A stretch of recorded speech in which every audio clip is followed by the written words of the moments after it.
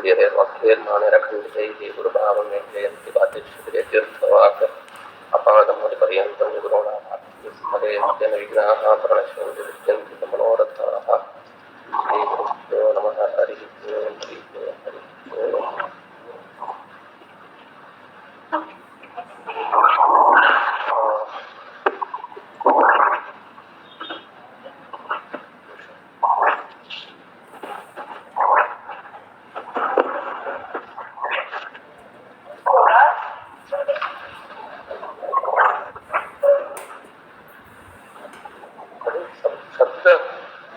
ಮ್ಯೂಟ್ಲಿ ಎಲ್ಲರಿಗೂ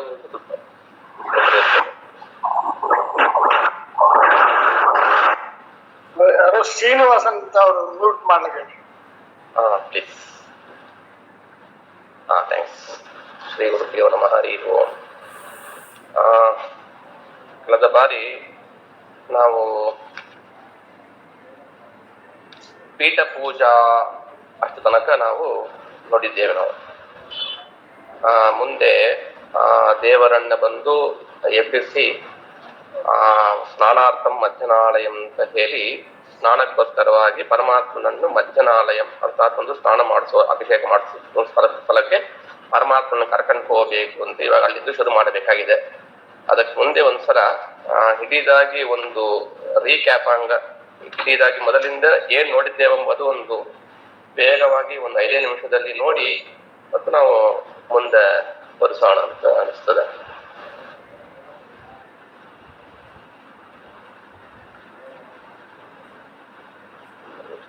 ಬರ್ತದೆ ಸರಿ ಮಾಡ್ಕೊಂತ.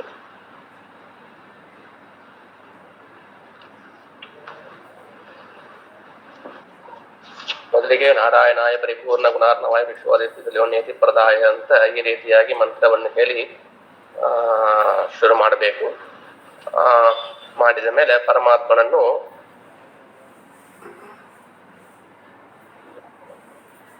ಈ ರೀತಿಯಾಗಿ ಪ್ರಾರ್ಥನೆ ಮಾಡಿ ಮತ್ತು ಯೋಗಿ ಪ್ರಳಂಬ ವಿಪರೀತ ಮತಿಭೂತಾನ್ ಅಂತ ಹೇಳಿ ಆ ಒಂದು ಮಂತ್ರದಿಂದ ವಾಯುದೇವರನ್ನು ಮತ್ತು ಆನಂದ ತೀರ್ಥ ಭಗವತ್ಪಾದಾಚಾರ್ಯರನ್ನು ಕೂಡ ನಾವು ಬಂದು ನಮಸ್ಕಾರವನ್ನು ಮಾಡಬೇಕು ಅಂತ ಹೇಳಿದೆವು.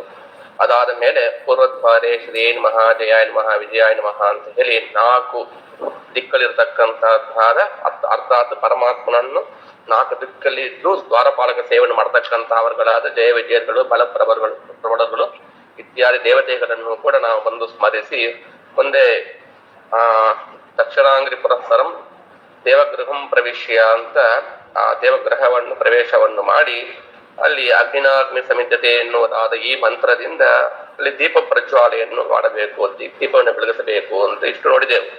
ನೋಡಿ ಮುಂದೆ ಮನುಷ್ಯ ಗಂಧಾಯ ಅತಿ ದೇವತ ಕ್ಷಮ್ಯತಾಂ ಪ್ರಭು ಅಂತ ನಮ್ಮ ಮನುಷ್ಯ ಗಂಧ ಬಂದು ಬರ್ತಾ ಇದೆ, ಅದನ್ನು ಪರಮಾತ್ಮ ಕ್ಷಮೆ ಮಾಡಲಿ ಅಂತ ಅಲ್ಲಿ ಆ ಏಭ್ಯೋ ಮಾತಾ ಎನ್ನುವುದಾದ ಮಂತ್ರದಿಂದ ಪರಮಾತ್ಮನ ಕ್ಷಮಾಪಣೆಯನ್ನು ಕೇಳಿ ಮುಂದೆ ಬ್ರಹ್ಮಪಾರ ಸ್ತೋತ್ರದ ಒಂದು ವೈಶಿಷ್ಟ್ಯವನ್ನು ಕೂಡ ಓದವಾರ ನಾವು ವಿಸ್ತಾರವಾಗಿ ತಿಳಿದಿದ್ದೇವೆ. ಅಂತ ಬ್ರಹ್ಮಪಾರ ಸ್ತೋತ್ರವನ್ನು ವಿಶೇಷವಾಗಿ ಅಲ್ಲಿ ಒಂದು ಅನುಸಂಧಾನ ಪೂರ್ವಕವಾಗಿ ಅಲ್ಲಿ ಅದನ್ನು ಕೂಡ ಒಂದು ಪಾರಾಯಣ ಮಾಡಿ ಮುಂದೆ ಘಂಟಾನಾದವನ್ನು ಮಾಡ್ತಾ ಆಗಮಾರ್ಥಂತ ದೇವಾನ ಗಮನಾರ್ಥಂತ ರಕ್ಷತಾ ಅಂತ ಈ ರೀತಿಯಾಗಿ ಘಂಟಾನಾದವನ್ನು ಮಾಡಿ ಮತ್ತು ಪರಮಾತ್ಮನ ಒಂದು ಅವಲೋಕನವನ್ನು ನಾವು ಬಂದು ಪ್ರಾರ್ಥನೆ ಮಾಡ್ತೇವೆ. ಆಯತಾಭ್ಯಾಂ ವಿಶಾಲಾಭ್ಯಾಂ ಶೀತಲಾಭ್ಯಾಂ ಕೃಪಾಣಿ ಕರುಣಾಮೃತ ಪೂರ್ಣಾಭ್ಯಾಂ ಲೋಚನಾಭ್ಯಾಂ ವಿಲೋಕಯ್ಯ ಪರಮಾತ್ಮನೆ ನೋಡು ಅಂತ ಮತ್ತು ಪರಮಾತ್ಮ ಎಬ್ಬಿಸುವ ಒಂದು ಮಂತ್ರ ಉತ್ತಿಷ್ಟ ಬ್ರಹ್ಮಣಸ್ಪದೆ ದೇವಯಂತ ಸ್ತ್ರೀಮಯ ಉಪಪ್ರಯಂತ ಮತ್ತು ಸುಧಾಡವ ಇಂದ್ರ ಪ್ರಾಶುರ್ಭಾವಾಪಚ ಅಂತ ಪರಮಾತ್ಮನನ್ನು ಬಂದು ಎಬ್ಬಿಸಬೇಕು. ಎಬ್ಬಿಸಿದ ಮೇಲೆ ಪ್ರಾರ್ಥನೆ ಮಾಡಿ ಮತ್ತು ನೋ ಬ್ರಹ್ಮಣ ದೇವ ಗೋಬ್ರಾಹ್ಮಣದ ಜಗತ್ತಿದ ಕೃಷ್ಣ ಗೋವಿಂದಾಯ ನಮಃ ನಮಃ ಅಂತ ಇಷ್ಟೇ ಹೇಳಿ ಮತ್ತು ಅಂಬರ್ಣಿ ಸೂಕ್ತ ಅಹಂ ರುದ್ರೇ ವಿಶ್ವರಾಮ್ ಎನ್ನುವುದಾದ ಅಂಬರ್ಣಿ ಸೂಕ್ತದಿಂದ ಅಲ್ಲಿರ್ತಕ್ಕಂಥದ್ದಾದ ಗಂಧ ತುಳಸಿ ಹೂ ಇಂದಿನ ದಿವಸದ ಏನೇನದ ಎಲ್ಲವನ್ನು ಕೂಡ ವಿಸರ್ಜನವನ್ನು ಮಾಡಬೇಕು. ಅದನ್ನು ಮಾಡುವಾಗ ಪರಮಾತ್ಮನಿಗೆ ಎಡಭಾಗದಲ್ಲಿ ಒಂದು ಬೆಳ್ಳಿಯ ಪಾತ್ರೆಯೋ ಅಥವಾ ಒಂದು ಹಿತ್ತಾಳಿ ಪಾತ್ರೆಯೋ ಅಂತದ್ದಾದ ತಾಮ್ರ ಪಾತ್ರೆ ಇತ್ಯಾದಿಗಳನ್ನು ಅಲ್ಲಿ ಇಡಬೇಕು. ಅಲ್ಲಿ ರುದ್ರದೇವರ ತಲೆಯನ್ನು ಅದರಲ್ಲಿ ಆ ನಿರ್ಮಾಲ್ಯವನ್ನು ಧರಿಸುತ್ತಾರೆ ಎಂಬ ಒಂದು ಅನುಸಂಧಾನ ಪೂರ್ವಕವಾಗಿ ಅಲ್ಲಿ ಆ ಒಂದು ನಿರ್ಮಾಲ್ಯ ವಿಸರ್ಜನೆಯನ್ನು ಅಲ್ಲಿ ಮಾಡಬೇಕು ಅಂತ ಹೇಳಿದ್ದೆವು. ಮತ್ತು ಆ ಸಾಲಿಗ್ರಾಮದಲ್ಲಿ ಕಲಿ ಇರ್ತಾನೆ, ಆ ಕಲಿಯನ್ನು ಭೀಮಸೇನ ದೇವರು ಓಡಿಸಲಿ ಅಂತ ಪ್ರಾರ್ಥನೆ ಮಾಡಿ ಮುಂದೆ ಅಭಿಷೇಕ ಮಾಡ್ತೇವೆ. ಪುರುಷ ಸೂಕ್ತದಿಂದ ಪರಮಾತ್ಮನಿಗೆ ಅಭಿಷೇಕವನ್ನು ಮಾಡೋದು ನೋಡಿದೆವು. ಅದಾದ ಮೇಲೆ ಮತ್ತು ಬಳಿತ ಅದು ಇಷ್ಟ ಆಯ್ತು ಆ ತೀರ್ಥವನ್ನು 2 ಭಾಗವನ್ನು ಮಾಡಿಕೊಂಡು ಯಾರು ಬ್ರಹ್ಮಯಜ್ಞ ಮಾಡ್ತಾರೋ ಅವರು ಪ್ರತ್ಯೇಕವಾಗಿ ಆ ತೀರ್ಥವನ್ನು ತುಂಬಬೇಕು. ಉಳಿದ ತೀರ್ಥ ಆ ಲಕ್ಷ್ಮಿ ಗಂಡ ಎಲ್ಲ ಇದು ಕೊಡೋದಕ್ಕೆ ಮುಂದೆ ಏನ್ ಮಾಡಬೇಕು, ಅವರಿಗೆ ಒಂದು ಅಭಿಷೇಕ ಮಾಡಬೇಕು. ಅದರಲ್ಲಿ ಇರ್ತಕ್ಕಂಥ ವಾಯುದೇವರಿಗೆ ಏನು ಅಭಿಷೇಕ ಮಾಡಿದ್ದೇವೋ ಆ ತೀರ್ಥವನ್ನು ಪ್ರತ್ಯೇಕವಾಗಿ ತೆಗೆದಿಟ್ಟಬೇಕು. ಅದು ಕೊನೆಯಲ್ಲಿ ಆ ದೊಡ್ಡ ತೀರ್ಥ ತಗೊಂಡ ಮೇಲೆ ವಾಯುದೇವರ ತೀರ್ಥ ಅಂತ ತಗೊಳ್ಳೋ ಒಂದು ಪದ್ಧತಿ ಇದೆ. ಅದನ್ನು ಅನುಸರಿಸಿ ಅದನ್ನು ಕೂಡ ತಗೊಬೇಕು ಅಂತ, ಮತ್ತು ಅವರಿಗೆ ಬಳಿತ ಸುತ್ತಾದಿಗಳಿಂದ ಅಭಿಷೇಕ ಎಲ್ಲ ಮಾಡಬೇಕು ಅಂತ ಕೊಟ್ಟಿದ್ದೆವು. ಮತ್ತು ಒಂದು ವಾಯುಸ್ತುತಿ ಎಷ್ಟು ನಿಮಗೆ ಸಮಯ ಅವಕಾಶ ಇರ್ತದೋ ಅಷ್ಟು ನೀವು ವಾಯುದೇವರ ಸ್ತೋತ್ರಗಳನ್ನು ಹೇಳಿ ಅಲ್ಲಿ ಅಭಿಷೇಕ ಮಾಡಬೇಕು ಅಂತ ನೋಡಿದ್ದೆವು. ಅಷ್ಟಾದ ಮೇಲೆ ಮತ್ತು ಗರುಡನಿಗೆ ಅದೇ ರೀತಿಯಾಗಿ ಅಭಿಷೇಕ ಮಾಡಿ ತೀರ್ಥ ಕೊಡಬೇಕು. ಶೇಷ ದೇವರಿಗೆ ಅಭಿಷೇಕವನ್ನು ಮಾಡಿ ತೀರ್ಥವನ್ನು ಕೊಡಬೇಕು. ಇಷ್ಟು ಆದ ಮೇಲೆ ನಾವು ನಮ್ಮ ಗೋಪಿಚಂದನ ಇತ್ಯಾದಿಗಳನ್ನು ಧರಿಸಿ ನಮ್ಮ ನಿತ್ಯ ಆಂಡಿಕ ಸಂಧ್ಯಾ ವಂದನಾದಿಗಳನ್ನು ಜಪ ಎಲ್ಲವನ್ನು ಕೂಡ ಮಾಡಿ ಮುಗಿಸಿ ಮುಂದೆ ಮಂಟಪ ಧ್ಯಾನವನ್ನು ಮಾಡಬೇಕು ಅಂತ ನೋಡಿದೆವು. ಮಂಟಪ ಧ್ಯಾನವನ್ನು ಮಾಡಿದ ಮೇಲೆ ಪರಮಾತ್ಮನಲ್ಲಿ ಮತ್ತು ಪ್ರಾರ್ಥನೆ ಆರಾಧಿಸೆ ಪ್ರಾಣಭೃತ ಪ್ರಣೇತ್ರ ಪ್ರಾಣದಿನಾದಿಗಳ ಸಮೀರನೇನ ಪ್ರಾಣಭೃತ ಯಾರು ಪ್ರಾಣವನ್ನು ಧರಿಸಿದ್ದಾರೆ ನಮ್ಮಂತಹ ಜೀವರಾಶಿಗಳು ಅಂತ ಅರ್ಥ. ಅಂತ ನಮ್ಮಂತಹ ಜೀವರಾಶಿಗಳಿಗೆ ಪ್ರಣೇತ್ರ ತನ್ನ ಏನ್ ಮಾಡೋದು ನೇಥ ನಮ್ಮನ್ನ ನಡೆಸ್ತಾನಂತ ಅರ್ಥ. ಅಂತವರಾದ ಪ್ರಾಣಾಧಿನಾಥ ಎಲ್ಲಾ ಪ್ರಾಣದಿಗೂ ಅಧಿನಾಥರತಕ್ಕಂತಹವರಾದ ಸಮೀರಣ ಎಲ್ಲರನ್ನು ಕೂಡ ಚೆನ್ನಾಗಿ ಪ್ರೇರಣೆ ಮಾಡತಕ್ಕಂತಹವರಾದ ವಾಯುದೇವರಿಂದ ನೀನ್ ಸ್ತೋತ್ರ ಮಾಡೋ ನೀನು ಆರಾಧ್ಯಸೆ ಆರಾಧನೆ ಮಾಡೋ ಪೂಜೆ ಮಾಡಲು ಪಡ್ತಾ ಇದ್ದಿ. ಅಂತ ಪರಮಾತ್ಮ ನೀನು ಅಂತ ಅವನು ಏನ್ ಮಾಡು ನನ್ನಲ್ಲಿ ಇರ್ತಕ್ಕಂತಹದ್ದಾದ ನನ್ನನ್ನು ಕೂಡ ಸ್ವಲ್ಪ ರಕ್ಷಣೆ ಮಾಡು ಪ್ರಸಿದ್ಧನಾಗು ಹಾಗಂತ ಹೇಳಿ ಈ ರೀತಿಯಾಗಿ ಪ್ರಾರ್ಥನೆಯನ್ನು ಮಾಡಿಕೊಂಡು ಮುಂದೆ ಕಲಶ ಪೂಜೆಗೆ ನಾವು ಮುಂದೆ ಹೋಗ್ತೇವೆ. ಕಲಶಸ್ಯ ಮುಖ್ಯ ವಿಷ್ಣು ಕಂಠೆ ಸಮಾಸ ವಿವಾಹ ಅಂತ ಹೇಳಿ 2 ಸ್ಥಾನೀಯ ಕಲಶ ಪೂರ್ಣ ಕಲಶ ಅಂತ 2 ಕಲಶ ಇಡ್ತೇವೆ. ಆ ಒಂದು ಕಲಶನಲ್ಲಿ ಒಂದು ಶುದ್ಧ ನೀರು ಶುದ್ಧೋದಕ ಅಂತ ಹೇಳ್ತೇವೆ. ಮತ್ತೆ ಇನ್ನೊಂದರಲ್ಲಿ ಗಂಧೋದಕ ಅಂತ ಅದರಲ್ಲಿ ಏಲಕ್ಕಿ ಪಚ್ಚಕರ್ಪೂರ ಲವಂಗ ಕೇಸರ ತುಳಸಿ ಕಾಷ್ಟ ಗಂಧ ಇತ್ಯಾದಿಗಳನ್ನೆಲ್ಲವನ್ನು ಸೇರಿಸಿ ಆ ಒಂದು ಗಂಧೋದಕ ಅಂತ ಇರ್ತಕ್ಕಂಥದ್ದಾದ 2 ಕಲಶವನ್ನು ಅಲ್ಲಿ ನಾವು ಇಟ್ಟಿದ್ದೇವೆ. ಆ 2 ಕಲಶದಲ್ಲಿ ಕೂಡ ನಾವು ಬಂದು ಈ ಮಂತ್ರಗಳನ್ನು ಹೇಳ್ತಾ ಕಲಶ ಸಮಕ್ಕೆ ಗಂಟೆ ಬ್ರಹ್ಮಾತ ಅಂತ ಈ ಒಂದು ಮಂತ್ರಗಳಿಂದ ಅಲ್ಲಿ ಗಂಗಾ ತೀರ್ಥಗಳನ್ನು ಮತ್ತು ಋಗ್ವೇದ ಯಜುರ್ವೇದ ಸಾಮವೇದ ಅಥರ್ವಣ ವೇದ ಎಲ್ಲರನ್ನೂ ಕೂಡ ಅಲ್ಲಿ ಬಂದು ನಾವು ಅಲ್ಲಿ ಆವಾಹನ ಮಾಡ್ತೇವೆ ಅಂತ ಹೇಳಿದೆವು. ಇಷ್ಟು ಆದ ಮೇಲೆ ಅಲ್ಲಿ ಆ ಒಂದು ಇದಕ್ಕೆ ಬಂದು ನಿರ್ವಶೀಕರಣ ಸಾಕ್ಷಿ ಮುದ್ರಾ ಪ್ರದರ್ಶ್ಯಾಮಿ ಅಮರ್ತೀಕರಣ ಜನ ಮುದ್ರಾ ಪ್ರದರ್ಶ್ಯಾಮಿ ಅಂತ ಹೇಳಿ ಅಲ್ಲಿ ವಿಷ ಒಂದು ಪರಿಹಾರವಾಗಲಿಕ್ಕೆ ಮತ್ತು ಅಮೃತವನ್ನು ಅಲ್ಲಿ ಅಮೃತಮಯವಾಗಿ ಆಗ್ಲಿಕ್ಕೆ ಬಂದು ಅಲ್ಲಿ ಮುದ್ರೆಗಳನ್ನು ನಾವು ತೋರಿಸಬೇಕು ಅಂತ ನೋಡಿದೆವು. ಇಷ್ಟು ಆದ ಮೇಲೆ ಅದೇ ಕಲಶದಲ್ಲಿ ಯಾವ ಕಲಶದಲ್ಲಿ ನಾವು ಒಂದು ಗಂಗಾ ತೀರ್ಥಗಳನ್ನು ಆವಾಹನ ಮಾಡಿದೆವೋ ಅದೇ ಕಲಶದಲ್ಲೇ ಮತ್ತು ಪರಮಾತ್ಮನ 100 ರೂಪಗಳನ್ನು ಏಕಪಂಚಾಶತ್ ವರ್ಣಾಣ ಚತುರ್ವಿಂಶತಿ ಮೂರ್ತಯ ಆತ್ಮಾದ್ಯ ದೇವಾದ್ಯ ವಿಶ್ವಾದ್ಯ ಮತ್ಸ್ಯ ಕಚ್ಚಪವು ಅಂತ ಹೇಳಿ ಈ ಆರ್ಡರ್ ಅಲ್ಲಿ ನಾವು ಬಂದು ಪರಮಾತ್ಮನನ್ನು ಸ್ಥಾನೀಯ ಕಲಶದಲ್ಲಿ ನಾವು ಆವಾಹನ ಮಾಡಿ ಮುಂದೆ ಅದೇ ರೂಪಗಳನ್ನು ಬಂದು ರಿವರ್ಸ್ ಆರ್ಡರ್ ಅಲ್ಲಿ 100, 99, 98 ಈ ರೀತಿಯಾಗಿ ರಿವರ್ಸ್ ಆರ್ಡರ್ ಅಲ್ಲಿ ವಿಕ್ರಮೆ ಅಂತ ಅಲ್ಲಿ ಆವಾಹನವನ್ನು ಮಾಡಿ ಯಥಾಭಿಸಹಿತ ಮೂಲಮೂರ್ತಿ ಕುಂಭೋದಕ್ಕೆ ಆವಾಹಯಾಮಿ ಅಂತ ಹೇಳಿ ಇಷ್ಟು ಕುಂಭೋಗದ ಆವಾಹನ ಮಾಡಿ ಅಲ್ಲಿ ಏನ್ ಪರಮಾತ್ಮನ ನಾವು ಆವಾಹನ ಮಾಡಿದ್ದೆವು ಮತ್ತು ಅಲ್ಲಿ ಗಂಗಾ ತೀರ್ಥಗಳನ್ನು ಆವಾಹನ ಮಾಡಿದ್ದೆವು ಅವರಿಗೆ ಮುಖ್ಯವಾಗಿ ಅವರ ಅಂತರ್ಯಾಮಿ ಇರ್ತಕ್ಕಂಥ ಪರಮಾತ್ಮನನ್ನು ಅಲ್ಲಿ ಕಲಶದ್ವಯ ಆವಾಹ ದೇವತಾಭ್ಯೋ ನಮಃ ಅರ್ಘ್ಯಂ ಸಮರ್ಪ್ಯಾಮಿ ಅಂತ ಈ ರೀತಿಯಾಗಿ 16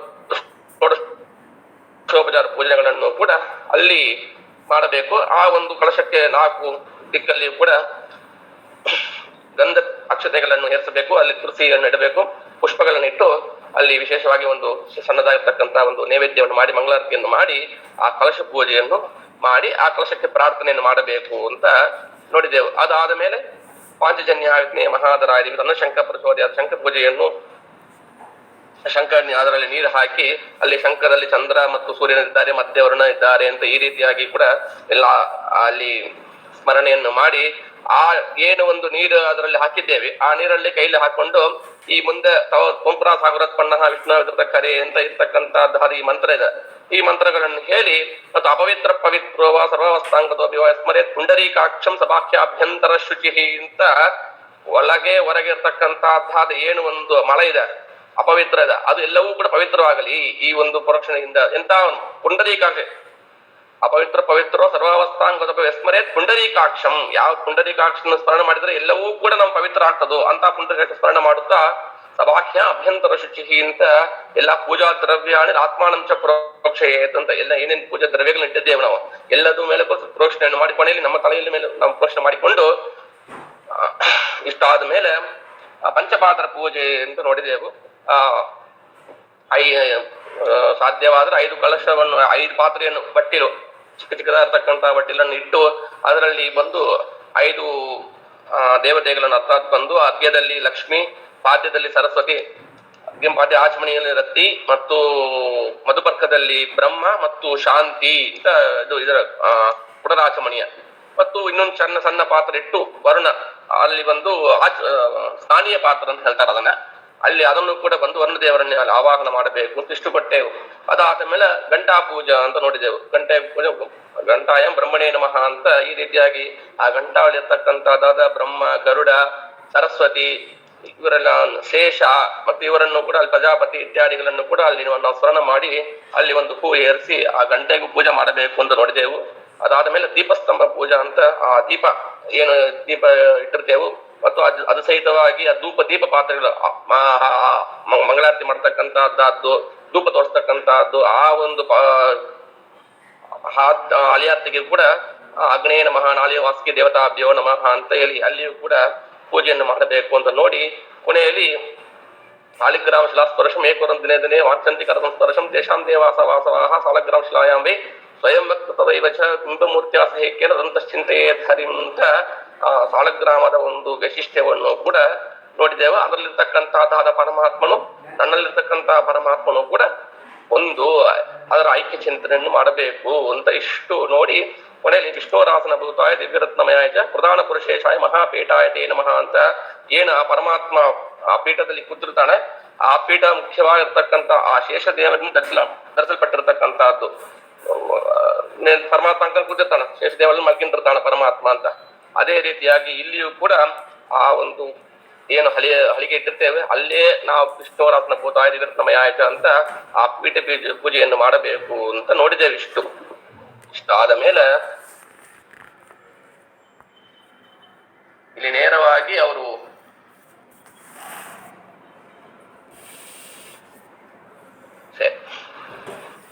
ಇಲ್ಲಿ ಪಂಚಾಮೃತ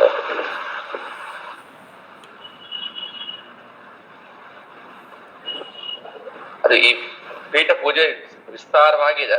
ಅದನ್ನು ಬೇಕಾದ್ರೆ ನಾವು ಒಂದು ಪ್ರತ್ಯೇಕವಾಗಿ ಒಂದು ಸೆಷನ್ ಅಲ್ಲಿ ತೆಗೆಯೋಣ. ಅಂದ್ರೆ ಇವಾಗಲೇ ಟೈಮ್ ಇದ್ರೆ ನಾವು ಒಂದು 5 ನಿಮಿಷ ನೋಡಲಿಕ್ಕೆ ಪ್ರಯತ್ನ ಮಾಡೋಣ.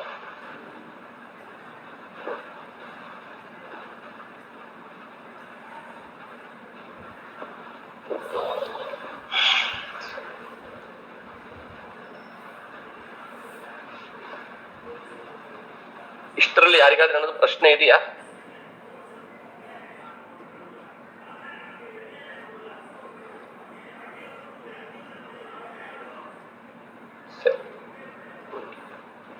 ಪ್ರಶ್ನೆ ಇಲ್ಲದೆ ಇದ್ರೆ ಮುಂದೆ ಹೋಗೋಣ. ಪೀಠ ಇಲ್ಲ ಆಯ್ತು. ಇವಾಗ ಪರಮಾತ್ಮನ ಏನ್ ಮಾಡ್ತೇವು, ಪರಮಾತ್ಮನನ್ನು ಒಂದು ಯಾವ ರೀತಿಯಲ್ಲಿ ಒಂದು ಬ್ರಾಹ್ಮಣನ ಕರೆಸಿದ್ರೆ ನಾವು ಯಾವ ರೀತಿಯಾಗಿ ಅವರ ಒಂದು ಗೌರವವನ್ನು ಕೊಡ್ತೇವೋ ಅದೇ ರೀತಿಯಲ್ಲಿ ಪರಮಾತ್ಮನನ್ನು ಕೂಡ ಹಾಗೆ ಸ್ಮರಣ ಮಾಡಬೇಕು.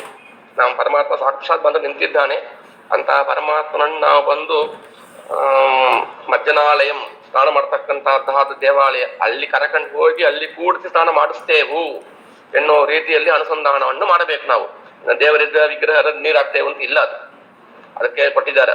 ಅಲ್ಲಿ ನೋಡಿದ್ರೆ ಏಹಿ ಭಗವನ್ ವಿಷ್ಣು ಸ್ನಾನಾರ್ಥಂ ಮಜ್ಜನಾಲಯಂ, ಏ ಭಗವನ್ ವಿಷ್ಣುವೇ ಸ್ನಾನಕ್ಕೋಸ್ಕರವಾಗಿ ಮಜ್ಜನಾಲಯ ಸ್ನಾನ ಮಾಡತಕ್ಕಂತಹದ್ದಾದ ಆ ಸ್ಥಳಕ್ಕೆ ಬಾ ಹಂಗಂತ ಹೇಳಿ ಅಲ್ಲಿ ಕರ್ಕೊಂಡು ಹೋಗಿಟ್ಟು ಅಲ್ಲಿ ಪೀಠದಲ್ಲಿ ಕೂಡಿಸ್ತೇವು ಅಂತ ಇಷ್ಟು. ಇದೆಲ್ಲವೂ ಕೂಡ ನಾವು ಏನ್ ಮಾಡಬೇಕು, ಲಕ್ಷ್ಮೀ ದೇವಿಯೇ ಸಾಕ್ಷಾತ್ ಆಗಿ ನಿಂತು ಮಾಡ್ತಾ ಇದ್ದಾಳೆ ಅಂತ ಅನುಸಂಧಾನವನ್ನು ಮಾಡಬೇಕು. ಇದರಲ್ಲಿ ಕೊಡ್ತಾರೆ, ಮಧ್ವಜದಲ್ಲಿ ಕೊಡ್ತಾರೆ, ಸ್ವಯಮಿಂದಿರೇವ ಪತಿಮಾನಕರಿ ಗೃಹ ಕರ್ಮ ಯತ್ರ ಕುರುತೆ ಸುತರಾಂ ಅತಿ ಕಿಂಕರಿ ದಶಶತಿ ಮಹಿತಾ ಶ್ರೀಯಮತ್ರ ವರ್ಣ ಯತಿ ಕಹ ಅಂತ ಅಲ್ಲಿ ಕೊಡ್ತಾರೆ ಏನಂದ್ರ ಸ್ವಯಂ 11ನೇ ಸರ್ಗದಲ್ಲಿ ಮಧ್ವಜಲ್ಲಿ ಕೊಡ್ತಾರೆ. ಇಂದಿರಾ, ಸಾಕ್ಷಾತ್ ಇಂದಿರಾ ಲಕ್ಷ್ಮೀ ದೇವಿಯೇ ಎಂತ ಅವಳು ಪತಿ ಮಾನಕರಿ, ಆ ಪತಿಯ ಪೂಜೆಯನ್ನು ಮಾಡ್ತಕ್ಕಂಥವಳಾಗಿರ್ತಾರೆ ಅಂತ. ಏನ್ ಮಾಡ್ತಾಳ ಅವಳು ಹಂಗಂದ್ರೆ ಗೃಹ ಕರ್ಮ ಯತ್ರ ಕುರುತೆ ಸುತರಾಮ್. ಆ ಗೃಹ ಕರ್ಮ ಪರಮಾತ್ಮನಿಗೆ ಎಲ್ಲ ಸೇವೆಯನ್ನು ಅವಳೇ ಮಾಡ್ತಾಳಂತ. ಅವಳು ಒಂದು ಮನೆ ಸ್ತ್ರೀ ಹಂಗ ಒಂದು ಮನೆಯನ್ನು ಸ್ವಚ್ಛ ಮಾಡೋದು, ಮಾರ್ಜನ ಮಾಡಿ ಎಲ್ಲ ಮಾಡೋದು, ಮತ್ತು ಗಿಂಡನೆ ಬೇಕಾಗ್ತಕ್ಕಂಥದ್ದಾದ ಎಲ್ಲಾ ಸೇವೆಯನ್ನು ಮಾಡ್ತಾಳೋ ಹಂಗೆ ಲಕ್ಷ್ಮೀ ದೇವಿ ಹಂಗ್ ಮಾಡ್ತಾಳಂತ. ಗೃಹ ಕರ್ಮ ಯತ್ರ ಕುರುತೆ ಸುತರಾಮ್. ಸರಿ, ಎಂತ ಅವಳು ಅಂದ್ರ ಅಭಿ ಕಿಂಕರಿ ದಶಶತೀ ಮಹಿತ. 16,000 ಕಿಂಕರಿಗಳಂದ್ರ ಸೇವಕಿಗಳು. ಅವಳಿಂದ ಇವಳು ಬಂದು ಮಹಿತ ಪೂಜ್ಯಲಾಗಿದ್ದಾಳೆ. ಅಷ್ಟು ಜನ ಕಾಯ್ತಾ ಇದ್ದಾಳೆ ಇವಳಿಗೆ ಬಂದು ಸೇವೆ ಮಾಡ್ಲಕ್ಕೆ. ಆದ್ರೆ ಇವಳು ಏನ್ ಮಾಡ್ತಾಳೆ, ಪರಮಾತ್ಮನ ಸೇವೆಯನ್ನು ಮಾಡ್ಲಕ್ಕೆ ಇವಳು ನಿಲ್ತಾಳಂತ. ಎಲ್ಲಾ ಸೇವೆಯನ್ನು ಇವಳೇ ಮಾಡ್ತಾಳಂತ. ದಾಸರು ಕೊಡುವಂತೆ ಏಣುಧನ್ಯಲೋ ಲಕ್ಷ್ಮಿ ಎಂತ ಮಾನ್ಯಲು ಅಂತ. ಕೋಟಿ ಕೋಟಿ ಭೃತ್ಯರಿರಲು ಆಟಕಾಂಬರಣ ಸೇವೆ ತಾನೇ ಮಾಡುತ್ತಲೋ ಅಂತ. ಆ ರೀತಿಯಾಗಿ ಎಲ್ಲಾ ಸೇವೆಯನ್ನು ಲಕ್ಷ್ಮಿಯೇ ಮುಂದನಿಂದ ಮಾಡ್ತಾಳೆ ಅಂತ. ಮತ್ತು ಪರಮಾತ್ಮನ ಸೇವೆಯನ್ನು ಮಾಡ್ಲಿಕ್ಕೆ ಮುಖ್ಯವಾಗಿ ಯೋಗ್ಯತೆ ಉಳ್ಳ ಅವಳೇ. ನಾವು ಯಾರ್ಯಾರು ಯೋಗ್ಯತೆ ಇಲ್ಲ ನಮಗ, ನಾವು ಒಂದು ನಿಮಿತ್ತ ಮಾತ್ರ ದೂರ ಇದ್ದು ನಾವು ಮಾಡ್ತೇವೆ ಅಂತ ಅಷ್ಟೇ. ಅದರಿಂದ ಎಲ್ಲವನ್ನು ಕೂಡ ಏನೇನು ಅಭಿಷೇಕ ಅಂತ ಮಾಡ್ಲಕ್ಕಿದ್ದೇವೋ ಎಲ್ಲವನ್ನು ಕೂಡ ಒಂದು ಶಂಖಕ್ಕೆ ಮುಟ್ಟಿ ಮಾಡಿಸೋದು, ಇಲ್ಲ ಶಂಖದಿಂದ ಮಾಡಿಸೋದು, ಇದೆಲ್ಲವೂ ಕೂಡ ಲಕ್ಷ್ಮಿಯೇ ಮಾಡ್ತಾಳೆಂಬ ಒಂದು ಅನುಸಂಧಾನದಿಂದ ಇಲ್ಲಿ ಪೂಜೆ ಶುರು ಆಗ್ತದೆ. ಇಲ್ಲಿ ಮುಂದೆ ಅರ್ಘ್ಯಂ ಸಮರ್ಪಯಾಮಿ ಅಂತ ಷೋಡಶೋಪಚಾರ ಪೂಜೆ ಇಲ್ಲಿಂದ ಶುರು ಆಗ್ತದೆ. ಈ ಅನುಸಂಧಾನ ಇವಾಗ ಮಾಡಿ ಮುಂದೆ ಬಂದು ಮಾಡಬೇಕಾದದ್ದು ಅಂತ ಇಷ್ಟು ಇದೆ. ಮುಂದೆ ಈ ಪರಮಾತ್ಮನೇ ಷೋಡಶೋಪಚಾರ ಪೂಜೆ ಅರ್ಘ್ಯಂ ಸಮರ್ಪಯಾಮಿ ಅಂತ ಶುರು ಮಾಡ್ಲಿಕ್ಕೆ ಮುಂದೆ ಪಂಚಾಮೃತ ಅಭಿಷೇಕ ಮಾಡೋ ಒಂದು ಅವಕಾಶ ಇತ್ತು ಅಂದ್ರೆ, ಎಲ್ಲ ವಿಶೇಷ ದಿವಸಗಳಲ್ಲಿ ಯುಗಾದಿ, ದೀಪಾವಳಿ ಇತ್ಯಾದಿ ಪಂಚಾಮೃತ ಅಭಿಷೇಕ ಪರಮಾತ್ಮನಿಗೆ ಮಾಡಬೇಕು ಅಂತ ಇಚ್ಛೆ ಇದ್ದು ಅವಕಾಶ ಇದ್ದು ಎಲ್ಲ ಇದ್ದರೆ ಅವಶ್ಯವಾಗಿ ಅದು ಮಾಡಬೇಕು. ಅದಕ್ಕೆ ಎಲ್ಲರಿಗೂ ತಿಳಿದಂತೆ ಗೋಕ್ಷೀರ, ಈ ಬೇರೆ ಇರಬಾರ್ದು, ಒಳ್ಳೆ ಆಕಳ ಹಾಲು ಎತ್ಕೊಂಡು ಬರಬೇಕು, ಅದರನ್ನೇ ಅಭಿಷೇಕ ಮಾಡಬೇಕು. ಅದೇ ಉತ್ತಮವಾದತಕ್ಕಂಥದ್ದು. ಮತ್ತು ದಧಿ, ಮೊಸರು ಮತ್ತು ತುಪ್ಪ, ಒಳ್ಳೆ ಗೋವಿನ ಅಂದ ಬೆಣ್ಣೆಯನ್ನು ತೆಗೆದ ತುಪ್ಪ, ಮತ್ತು ಒಳ್ಳೆ ಮಧು, ಹನಿ ಮತ್ತು ಶರ್ಕರ. ಇದು ಶರ್ಕರ ಮೀನ್ಸ್ ಇದು ಬೆಲ್ಲ. ಆ ಬೆಲ್ಲ ತಗೊಳ್ಬೇಕು. ಆಮೇಲೆ ಹಣ್ಣು, ಡ್ರೈ ಫ್ರೂಟ್ಸ್, ಆಮೇಲೆ ಎಳ್ನೀರು, ಇದೆಲ್ಲವನ್ನು ಕೂಡ ಸೇರಿಸಬಹುದು ಅಂತ. ಅದರಲ್ಲಿ ಅದು ಪೂಜೆ ಹೆಂಗ್ ಮಾಡಬೇಕು ಅಂದ್ರೆ ಮಧ್ಯೆ ಕ್ಷೀರಂ ಅಂತ. ಅದು ಯಾವ್ಯಾವ ದಿಕ್ಕಲ್ಲಿ ಎಲ್ಲವನ್ನು ಸೇರಿಸಿ ಪರಮಾತ್ಮನಿಗೆ ಅಭಿಷೇಕ ಮಾಡಬಾರದು. ಪಂಚಾಮೃತ ಮಾಡೋದಿಲ್ಲ, ಪ್ರತ್ಯೇಕವಾಗಿ ಮಾಡಬೇಕು. ಅದು ಪ್ರತ್ಯೇಕವಾಗಿ ಮಾಡ್ಲಿಕ್ಕೆ ಅದಕ್ಕೊಂದು ವಿಧಾನ ಕೊಟ್ಟಿದ್ದಾರೆ. ಅದು ಹಾಲು ಎಲ್ಲಿಡಬೇಕು, ಮೊಸರು ಎಲ್ಲಿಡಬೇಕು, ಹಂಗಂಬ ಒಂದು ಎಲ್ಲಾ ಪಾತ್ರೆಯಲ್ಲಿ ಎಲ್ಲ ತುಂಬಿಸಿ ಇಟ್ಟುಕೊಂಡು ಅದರಲ್ಲಿ ಮಧ್ಯದಲ್ಲಿ ಕ್ಷೀರ ಹಾಲು ಇಡಬೇಕು ಅಂತ.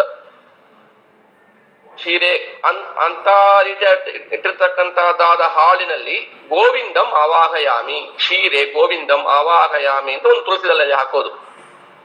ಮತ್ತು ಪೂರ್ವೆ ಅಂದ್ರೆ ಈಸ್ಟ್, ಆ ದಿಕ್ಕಿಗೆ ಈಸ್ಟಲ್ಲಿ ದಧಿ ಮೊಸರಿಡಬೇಕು ಅಂತ. ಅಲ್ಲಿ ಇಟ್ಟು ಆ ದಧ್ನಿ ವಾಮನಂ ಆವಾಹ್ಯಂ, ದಧಿ ವಾಮನನ್ನು ಅಲ್ಲಿ ಆವಾಹನ ಮಾಡಬೇಕು ಅಂತ. ಮತ್ತು ಸೌತಿನಲ್ಲಿ ಆಜ್ಯ ಅಂದ್ರೆ ತುಪ್ಪ ಅಂತ. ಘೃತ, ಆಜ್ಯ ಎಲ್ಲ ಒಂದೇ ಶಬ್ದ, ಎಲ್ಲ ಒಂದೇ ಅರ್ಥ. ಆಜ್ಯ ಅಂದ್ರೆ ಆಜ್ಯದಲ್ಲಿ ವಿಷ್ಣು ಆವಾಹಯಾಮಿ ಸೌತಿನಲ್ಲಿ. ಮತ್ತು ಪಶ್ಚಿಮ ಮೀನ್ಸ್ ವೆಸ್ಟ್, ಆ ವೆಸ್ಟ್ನಲ್ಲಿ ಮಧು, ಒಳ್ಳೆದು ಮಧು ಇಡಬೇಕು, ಜೇನುತುಪ್ಪ. ಅದರಲ್ಲಿ ಮಧುಸೂದನನನ್ನು ಆವಾಹನ ಮಾಡ, ಮಧುಸೂದನಂ ಆವಾಹಯಾಮಿ, ಆಜ್ಯೆ ವಿಷ್ಣು ಆವಾಹಯಾಮಿ, ಮಧುಸೂದನಂ ಆವಾಹಯಾಮಿ. ಮತ್ತು ಉತ್ತರ ದಿಕ್ಕಿನಲ್ಲಿ ನಾರ್ತ್ ಅಲ್ಲಿ ಶರ್ಕರಾವಿನಲ್ಲಿ ಅಚ್ಯುತಂ ಆವಾಹಯಾಮಿ, ಅಚ್ಯುತಂ ಆವಾಹಯಾಮಿ ಅಂತ ಹೇಳಿ. ಮತ್ತು ನಾರ್ತ್ ವೆಸ್ಟ್ ಅಲ್ಲಿ ಈ ಹಣ್ಣು, ಎಳನೀರು ಇತ್ಯಾದಿ ಡ್ರೈ ಫ್ರೂಟ್ಸ್ ಇತ್ಯಾದಿಗಳನ್ನು ಅಲ್ಲಿ ಇಡಬೇಕು ಅಂತ ಕೊಟ್ಟಿದ್ದಾರೆ. ಅಲ್ಲಿ ಫಲೇಶು ನಾರಾಯಣ ಆವಾಹಯಾಮಿ, ಆ ಫಲದಲ್ಲಿ ನಾರಾಯಣನನ್ನು ಆವಾಹನೆಯನ್ನು ಮಾಡಬೇಕು ಅಂತ ಇಷ್ಟು ಮಾಡಿ, ಆಮೇಲೆ ಅಲ್ಲಿ ಏನ್ ಪರಮಾತ್ಮನನ್ನು ನಾವು ಬಂದು ವಿಶೇಷವಾಗಿ ನಾವು ಅಲ್ಲಿ ಆವಾಹನ ಮಾಡಿದ್ದೆವೋ ಅವರಿಗೂ ಕೂಡ ಒಂದು ಷೋಡಶೋಪಚಾರ ಪೂಜಾ, ತುಳಸಿ ದಳ ಏರಿಸಿ, ಹೂ ಏರಿಸಿ ಒಂದು ಸಣ್ಣ ನೈವೇದ್ಯ ಮಾಡಿ ಮಂಗಳಾರತಿ ಮಾಡಬಹುದು. ಇಲ್ಲ ಆಗಿಲ್ಲ ಅಂದ್ರೆ ಒಂದು ಮನಸಾ ಸ್ಮರಣ ಮಾಡಿ ಒಂದು ಉದ್ಧರಣಿಯಿಂದ ನೀರನ್ನು ಕೊಟ್ಟು ನಮಸ್ಕಾರ, ಈ ರೀತಿಯಾಗಿ ಪಂಚಾಮೃತ ದೇವತಾಭ್ಯೋ ನಮಃ, ಆವಾಹಿತ ಪಂಚಾಮೃತ ದೇವತಾಭ್ಯೋ ನಮಃ, ಷೋಡಶೋಪಚಾರ ಪೂಜಾ ಸಮರ್ಪಯಾಮಿ ಅಂತ ಹೇಳಿ ಮನಸಾ ಒಂದು ಸ್ಮರಣ ಮಾಡಬಹುದು ಅಂತ ಇಷ್ಟು ಕೊಟ್ಟಿದ್ದಾರೆ. ಇದು ಪಂಚಾಮೃತ ಪೂಜೆ ಆಗ್ತದೆ. ಈ ಅಭಿಷೇಕ ಮುಂದೆ ಬರ್ತದೆ, ಅದು ಮುಂದೆ ನೋಡೋಣ. ಅರ್ಘ್ಯ, ಪಾದ್ಯ, ಆಚಮಣಿ, ಮಧುಪರ್ಕ, ಪುನರಾಚಮಣಿ ಆದ ಮೇಲೆ ಪಂಚಾಮೃತ ಮಾಡಿ ಮತ್ತು ಎಲ್ಲವನ್ನು ಸ್ವಚ್ಛವನ್ನು ಮಾಡಿ, ವಿಗ್ರಹಗಳೆಲ್ಲವನ್ನು ತೆಗೆದು ಸ್ವಚ್ಛವನ್ನಾಗಿ ಎಲ್ಲ ಕ್ಲೀನ್ ಮಾಡಿ ಆಮೇಲೆ ಈ ಸ್ನಾನಿಯ ಪಾತ್ರದಿಂದ ಅಭಿಷೇಕವನ್ನು ಮಾಡಬೇಕು ಅಂತ ಮುಂದೆ ಬರ್ತದೆ. ಅದು ಇಲ್ಲಿ ನೋಡೋಣ. ಯಾರಿಗಾನ ಪ್ರಶ್ನೆ ಇದೆಯಾ? ಆಚಾರ್ಯ, ಇವೆಲ್ಲ ಹಾಲು ಯಾ ದಿಕ್ಕು, ಆಮೇಲೆ ಮೊಸರು ದಟ್ ಇಸ್ ಗೋವಿಂದ ಮಹಾಭಾಗಮಿತ ಈಸ್ಟ್ ಅದು ಇಲ್ಲ. ನೀವು ಈಸ್ಟ್ ನೋಡ್ತಾ ಕೂತಿದ್ರಿ ಇವಾಗ. ಹೌದು. ನೀವು ಮಧ್ಯೆ ಹಾಲನ್ನು ಇಟ್ರಿ. ಓಕೆ. ಆ ಹಾಲಿಗೆ ಪೂರ್ವ ದಿಕ್, ದಟ್ ಇಸ್ ಈಸ್ಟ್ ನಲ್ಲಿ ದದಿ ಇಡ್ರಿ. ರೈಟ್, ಹಂಗ ಆ ಆರ್ಡರ್ ಅಲ್ಲಿ ಇಡಬೇಕು. ಓಕೆ ಓಕೆ, ಸರಿ, ಥ್ಯಾಂಕ್ಸ್. ಆಮೇಲೆ ಇಷ್ಟು ನಿತ್ಯ ಪೂಜೆಯಲ್ಲಿ ಒಂದು ಶಿರಾ ಮಟ್ಟು ಮಧು ಮಟ್ಟು ಮಾಡೋ ಒಂದು ಧಾರಾಳ ಮಾಡಬಹುದು, ಏನೇನ್ ತೊಂದರೆ ಇಲ್ಲ, ಧಾರಾಳ ಮಾಡಬಹುದು. ಅಲ್ಲಿ ಮಾಡುವಾಗ ಕ್ಷೀರೆ ಗೋವಿಂದ ಮಾವಾಗ್ಯಾಮಿ ಅಂತ ಆ ಕ್ಷೀರ ಮಾತ್ರ ನೀವು ಮಾಡಂಗಿದ್ರೆ ಮಾಡ್ಬೇಕು, ಮತ್ತು ಮಧು ಸೇರಿಸಿ ಮಾಡಂಗಿದ್ರೆ ಮಧುನಿ ಮಧುಸೂದನ ಮಾವಾಗ್ಯಾಮಿ ಅಂತ ಮಾಡಿ ಮತ್ತು ನೀವು ಮಾಡಬಹುದು, ಅವಶ್ಯ ಮಾಡಬಹುದು. ಈ ಪದಾರ್ಥ ಇಲ್ಲ, ಅದರಿಂದ ನಾವು ಪೂಜೆ ಬಿಡ್ತೇನೆ ಎಂಬುದು ಎಲ್ಲಕ್ಕೆ ಸಾಧ್ಯನೇ ಇಲ್ಲ. ಅದಕ್ಕೆ ಇವಾಗ ಕೃಷ್ಣಾಮೃತ ಮಹಾರ್ಣವ ಬಂತು, ಅದೇ ಬಂತು. ಮುಂದೆ ನೀವು ಕೇಳಿದಕ್ಕೆ ಪ್ರಶ್ನೆ ಬಂತು, ನಾ ಅದೇ ಒಂದು 4 ಶ್ಲೋಕ ನೋಡೋಣ ಅಂತಿದ್ದೆ, ನೀವೇ ಪ್ರಶ್ನೆ ಕೇಳಿರಿ. ಅದಕ್ಕೆ ಇವಾಗ ಹೇಳ್ತೇನೆ ಅದನ್ನ. ವಿಧಿನಾ ದೇವದೇವೇಶ ಶಂಖಚಕ್ರ ಗದಾಧರ ಶಂಖಚಕ್ರ ಧರೋಹರಿ ಫಲಂ ದದಾತಿ ಸುಲಭಂ ಸಲಿಲೇನಾಪಿ ಪೂಜಿತ. ನಿಮ್ ಕೇಳಿದ ಕೂತಲ್ಲೇ ಬಂತು. ಏನು ಪದಾರ್ಥ ಇಲ್ಲದೆ ಇದ್ದರೂ ಕೂಡ ವಿಚಾರಣೆ ಇಲ್ಲ. ಸಲಿಲೇನಾಪಿ ಪೂಜಿತ. ಸಲಿಲ ಅಂದ್ರೆ ನೀರು ಅಂತ ಅರ್ಥ. ನೀರಿದ್ರೂ ಸಾಕು. ಫಲಂ ದದಾತಿ ಹರಿ, ಈ ಫಲವನ್ನು ಪರಮಾತ್ಮ ಕೊಡ್ತಾನೆ. ಎಂತ ಮಾಮ ದೇವದೇವೇಶ ಯಾಂಗ ವಿಧಿನಾ ಪೂಜಿತ. ಯಾವ ಪ್ರಕಾರದಿಂದ ತಂತ್ರಸಾರೋಕ್ತ ರೀತಿಯ ಮಧ್ವಾಚಾರ್ಯ ಹೇಳಿದ ರೀತಿಯಲ್ಲಿ ಯಾರು ಪೂಜೆ ಮಾಡ್ತಾರೋ ಅದನ್ನ ನೀರಿಂದ ಮಾಡಿದ್ದರೂ ಕೂಡ ಫಲವನ್ನು ಪರಮಾತ್ಮ ಕೊಡ್ತಾನೆ ಅಂತ ಕೃಷ್ಣಾಮೃತ ಮಹಾರ್ಣವದಲ್ಲಿ ಕೊಟ್ಟಿದ್ದಾರೆ. ದರಿದ್ರಸ್ಯ ಭಕ್ತಸ್ಯ ಕಥಂ ಮೋಕ್ಷ ಲಕ್ಷಣ ಫಲಂ ದದಾತಿತ್ಯತಾಹ ಅಂತ. ಯಾರೊಬ್ಬ ದರಿದ್ರ ದನ ಅವ ಬಂದು ಪೂಜೆ ಮಾಡಬೇಕು, ನನಗೆ ಏನುವೇ ಇಲ್ಲ ಮತ್ತು ನಂಗೆ ಹ್ಯಾಂಗ ಈ ಮೋಕ್ಷ ಸಿಗೋದು, ಪರಮಾತ್ಮ ಪೂಜೆ ಮಾಡದೇ ಇದ್ರೆ ಅಂತ ಕೊಟ್ಟಿದ್ದಾರೆ. ತಂತ್ರಸಾರ ಉಕ್ತ ವಿಧಿನ ದರಿದ್ರೇಣ ಭಕ್ತಿಯನ್ನು ಸುಲಭಂ ಯಥಾಭವತಿ ತಥಾ ಸಲಿಲೇನಾಪಿ ಅಣ್ಣಾದಿ ನೈವೇದ್ಯಾದಿ ವಿನಾಪಿ ಅಂತ ತಂತ್ರಸಾರ ರೀತಿಯಾಗಿ ಆ ವಿಧಿವಿಧಾನದಿಂದ ಯಾವೊಬ್ಬ ಬಂದು ಭಕ್ತ ದರಿದ್ರನಾಗಿದ್ರು ಕೂಡ ಏನು ಸಿಕ್ಕಿದೆ ಕೈಯಲ್ಲಿ ಅದನ್ನ ಇಟ್ಟು ಪೂಜೆ ಮಾಡಿದ ಅಂದ್ರೆ ಎಂತ ಅಣ್ಣಾದಿ ನೈವೇದ್ಯ ನಿತ್ಯ ಮಾಡ್ಲಿಕ್ಕೆ ಆಗಿಲ್ಲ ಅವನಿಂದಲೂ ಕೂಡ ಕೇವಲ ಸುಲಭ ಸಲಿಲೇನ ಸುಲಭವಾಗ್ತಕ್ಕಂತ ನೀರಂತೂ ಸಿಗ್ತದೆ ಖಂಡಿತಲ್ಲರಿಗೂ. ಅದರಿಂದ ವಿಧಿನಾ ಪೂಜಿತ ಪರಮಾತ್ಮ ಒಂದು ಫಲವನ್ನು ಕೊಡ್ತಾನೆ ಅಂತ ಕೃಷ್ಣಾಮೃತ ಮಹಾರ್ಣವದಲ್ಲಿ ಆಚಾರ್ಯರು ತಿಳಿಸಿದ್ದಾರೆ. ಇನ್ನೂ ಒಂದು 2 ಶ್ಲೋಕವನ್ನು ಬೇಕಾದ್ರೆ ಇದನ್ನ ನೋಡಿ ಅನೇಕ ಪ್ರಶ್ನೆಗಳಿಗೆ ಇಲ್ಲಿ ಉತ್ತರ ಬರ್ತದೆ ನಮಗ. ಅದಕ್ಕೆ ಇದು ನೋಡಿದ್ರೆ ಇನ್ನೂ ನಮ್ಮ ಪೂಜೆ ಇನ್ನೂ ಒಂದು ವೈಶಿಷ್ಟ್ಯವನ್ನು ಪಡೆಯುತ್ತದೆ ಅಂತ ಅರ್ಥ. ಇನ್ನೊಂದು ಹೇಳ್ತಾರೆ, ಬ್ರಹ್ಮ ಉವಾಚ ಅಂತ, ಗರ್ಭಸ್ಥಿತ ಮೃತಾವಾಪಿ ಮೂಷಿತಾಸ್ತೆ ಸುದೂಷಿತಾ ನ ಪ್ರಾಪ್ತ ಯೈರ್ ಹರೇರ್ ದೀಕ್ಷಾ ಸರ್ವ ದುಃಖ ವಿಮೋಚನೀ ಅಂತ. ಇದಕ್ಕೆ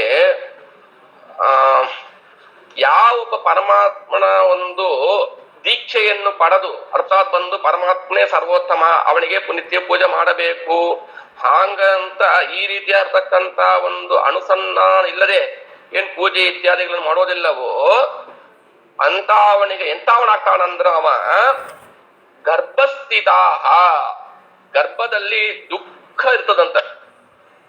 ಅಂತ ಒಂದು ಸಮಾನವಾದ ದುಃಖದಿಂದ ಕೂಡಿದವನಾಗಿ ಅವ ಆಗ್ತಾನಂತ. ಅವ ಅಷ್ಟು ಮಾತ್ರ ನಿಲ್ಸಿಲ್ಲ, ಮೃತಾಹ ಮೃತದೇಹವತ್ ಅಸ್ಪೃಶ್ಯಾಹ, ಯಾಂಗ ಯಾರು ಕೂಡ ಮೃತದೇಹವನ್ನು ಮುಟ್ಟೋದಿಲ್ಲ, ಮುಟ್ಟಿದ್ರೆ ಎಷ್ಟು ಒಂದು ಅದು ಮೈಲಿಗೆಯೋ ಆಂಗ ಇವನನ್ನು ಕೂಡ ಭಾವಿಸ್ತಾರಂತ, ಅವನ ನೋಡಲೇಬಾರದು ಮುಟ್ಲೇಬಾರದು ಅಂತ ಇವನ ದೂರ ಇಡ್ತಾರಂತ, ಇವನ ಯಾರು ಒಂದು ಹಳೆಯ ದೀಕ್ಷಾ ಪಡೆದಿಲ್ಲವೋ ಅಂತ. ಮತ್ತು ಮೂಷಿತಾಹ, ಮೂಷಿತ ಅಂದ್ರ ಮ್ಲೇಚ್ಛಾದಿಬಿರ್ ವಂಚಿತಾಹ ತಜ್ಜಾತಿಂ ಅನುಗತಾಹ, ಮ್ಲೇಚ್ಛರನ್ನು ಬಂದು ಅನುಸರಿಸ್ತಾನಂತ ಅವ, ಆ ಮ್ಲೇಚ್ಛ ಜಾತಿಯನ್ನು ಅನುಸರಿಸೋಣ ಆಗ್ತಾನವ, ಅಂತ ರೀತಿಯಾದ ಪತಿತಾಹ ಅಂತ ಅರ್ಥ. ಅವ ಬಿದ್ದವ ಅಷ್ಟೇ, ಆ ಮುಂದೆ ಬಂದು ಇಂತಹ ಪೂಜೆಯನ್ನು ಮಾಡ್ಲಿಕ್ಕೆ, ಇಂತಹ ಒಂದು ಬ್ರಾಹ್ಮಣ್ಯವನ್ನು ಪಡೆಯಲಿಕ್ಕೆ ಅವ ಅರ್ಹನೇ ಇಲ್ಲ, ಯೋಗ್ಯನೇ ಇಲ್ಲ ಅಂತ ಅರ್ಥ. ತೇಷಪಿ ಬ್ರಹ್ಮಹತ್ಯಾದಿನ ದೂಷಿತಾಹ, ಅವನ್ ಬ್ರಹ್ಮಹತ್ಯೆ ಮಾಡಿದ ಪಾಪ ಬರ್ತದಂತ ಅವನಿಗೆ, ಬ್ರಹ್ಮಹತ್ಯಾ ದೂಷಿತಾಹ, ಅವ ಬ್ರಹ್ಮಹತ್ಯೆ ಮಾಡಿದನಪ್ಪ, ಇವನ ಯಾರು ಹೋಗಿ ಮುಟ್ಟಬೇಡಿ ನೋಡಬೇಡ್ರಿ ಅಂತ ದೂರ ಇಡ್ತಾರಂತ ಅವನ್ನ. ಅಂತದ್ದಾಗಿ ಇಷ್ಟು ಒಂದು ಕಠೋರವಾಗಿ ಹೇಳಿದ್ದಾರೆ ಶಾಸ್ತ್ರದಲ್ಲಿ, ಅದು ಬ್ರಹ್ಮ ಉವಾಚಂ, ಬ್ರಹ್ಮದೇವರೇ ಹೇಳಿದ್ದಾರೆ ಅಂತ ಕೊಟ್ಟಿದ್ದಾರೆ.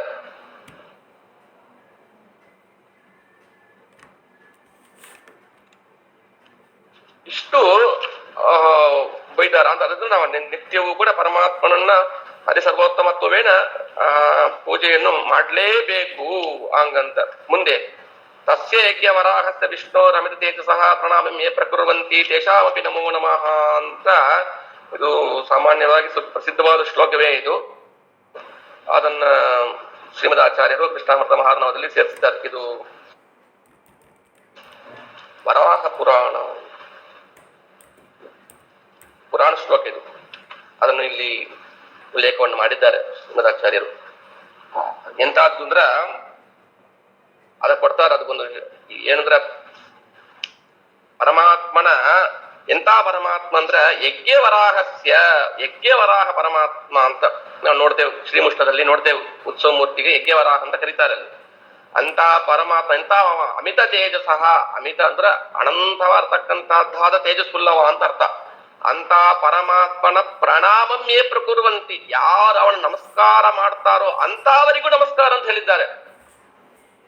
ಪರಮಾತ್ಮನಿಗೆ ನಮಸ್ಕಾರ ಇಲ್ಲ, ಪರಮಾತ್ಮ ನೀವೇ ನಮಸ್ಕಾರ ಮಾಡಿ ಬಂದಿದ್ದೀಯಾ, ನಾನ್ ನಿಂಗೆ ನಮಸ್ಕಾರ ಮಾಡ್ತೇನೆ ಅಂತ ಮಾಡ್ತಾರೆ ಅಂತ. ಅದಕ್ಕ ಸ್ಮೃತಿ ಮುಕ್ತಾವಳಿ ಕೃಷ್ಣಾಚಾರ್ಯ ಕೊಡ್ತಾರೆ, ಏಕೋಪಿ ಕೃಷ್ಣಸ್ಯ ಸಕೃತ್ ಪ್ರಣಾಮೋ ದಶಾಶ್ವಮೇಧ ಅವಭೃತೇನ ತುಲ್ಯ ದಶಾಶ್ವಮೇಧಿ ಪುನರೇತಿ ಜನ್ಮ ಕೃಷ್ಣ ಪ್ರಣಾಮೋ ನ ಪುನರ್ಭವಾಯ.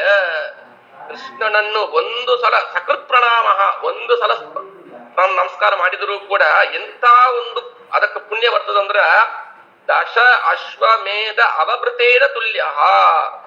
10 ಅಶ್ವಮೇಧ ಅಂದ್ರೆ 16 ಅಶ್ವಮೇಧ ಅಂತ ಅರ್ಥ. ಅಂತದನ್ನು ಮಾಡಿ ಅವಭೃತ ಮಾಡಿ ಕೊನೆಯಲ್ಲಿ ಅವಭೃತ ಅಂತ ಮುಗಿಸಬೇಕಾದ್ರು, ಪೂರ್ಣಾವತಿ ಮಾಡಿ ಮಾಡಬೇಕಾದದ್ದು ಅಂತ ಅರ್ಥ. ಅದು ಅವಭೃತೇನ ತುಲ್ಯ, ಅಂತದಾದ ಒಂದು ಪುಣ್ಯ ಬರ್ತದಂತ. ಅದರಲ್ಲಿ ಇನ್ನೊಂದು ವಿಶೇಷ ಏನಂದ್ರ, ಈ 10 ಸಲ ಅಶ್ವಮೇಧವನ್ನು ಮಾಡಿದರೂ ಕೂಡ ಯಾರು ಮಾಡಿದ್ದಾನ ಅವ ಒಂದು ಪರಮಾತ್ಮನ ಪೂಜೆ ಮಾಡ್ಲಾಂಗ ಇಷ್ಟು ಮಂದಿ ಮಾಡಿದ್ದಾನಂದ್ರ ಪುನರೇತಿ ಜನ್ಮ, ಮತ್ತು ಅವನಿಗೆ ಜನ್ಮ ಬರ್ತದಂದ್ರ. ಆದರೆ ಕೃಷ್ಣ ಪ್ರಣಾಮ ಯಾರು ಮಾಡಿದ್ದಾನೋ ಅವನಿಗೆ ಪುನರ್ಭವಾಯ, ಅವನಿಗೆ ಸಂಸಾರವೇ ಮತ್ತು ಬರೋದೇ ಇಲ್ಲ, ಮೋಕ್ಷವೇ ಸಿಗ್ತದೆ ಅಂತ. ಈ ರೀತಿಯಾಗಿ ಪರಮಾತ್ಮನ ಪೂಜೆಗಿಲ್ಲ, ಪರಮಾತ್ಮನ ನಮಸ್ಕಾರ ಮಾಡಿದ್ರೆ ಇಷ್ಟು ಪುಣ್ಯ ಇದೆ ಅಂತ ತುಂಬಾ ಒಂದು ಫಲ, ಇದರ ಒಂದು ವೈಶಿಷ್ಟ್ಯವನ್ನು ತುಂಬಾ ವಿಶೇಷವಾಗಿ ಹೇಳಿದ್ದಾರೆ.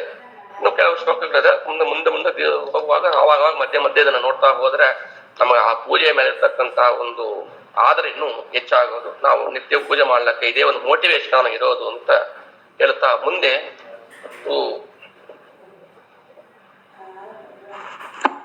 ಎರಡು ಪ್ರಶ್ನೆ. ಈ ಶಾಲಿಗ್ರಾಮ ಕ್ಷೀರ ಮಧುಬರ್ಗ ಮಾಡವಲ್ಲ, ಒಂದೇ ಒಂದು ಶಾಲಿಗ್ರಾಮ ಮಟ್ಟು ಮಾಡಲ್ಲ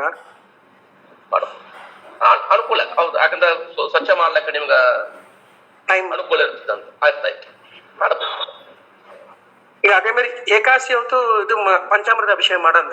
ಇಲ್ಲ ಅದೇ ಇದೇನ ಏಕಾದಶಿ ಬಗ್ಗೆ ಎಲ್ಲ ನಂತ ಯೋಚನೆ ಮಾಡ್ತಾ ಇದ್ದೆ, ಸ್ವಲ್ಪ ಟೈಮ್ ಆಯ್ತು ಅಂತ ನಾನು ಬಿಟ್ಟೆ. ಬರೋಬೇಕಾದ್ರೆ ಇದನ್ನ ಹೇಳಿ ಮುಗಿಸ್ಬಿಟ್ಟು ಇಷ್ಟು ತನಕ ಯಾಂಗ ಏಕಾದಶಿ ಪೂಜೆ ಮಾಡ್ಬೇಕಿದ್ರೆ ಏನ್ ಬಿಡಬೇಕು, ಏನ್ ಸೇರಿಸಬೇಕು ಎಂಬುದನ್ನ ಬೇಕಾದ್ರೆ ಬರೋ ವಾರದಲ್ಲಿ ವಿಸ್ತಾರವಾಗಿ ನಾನು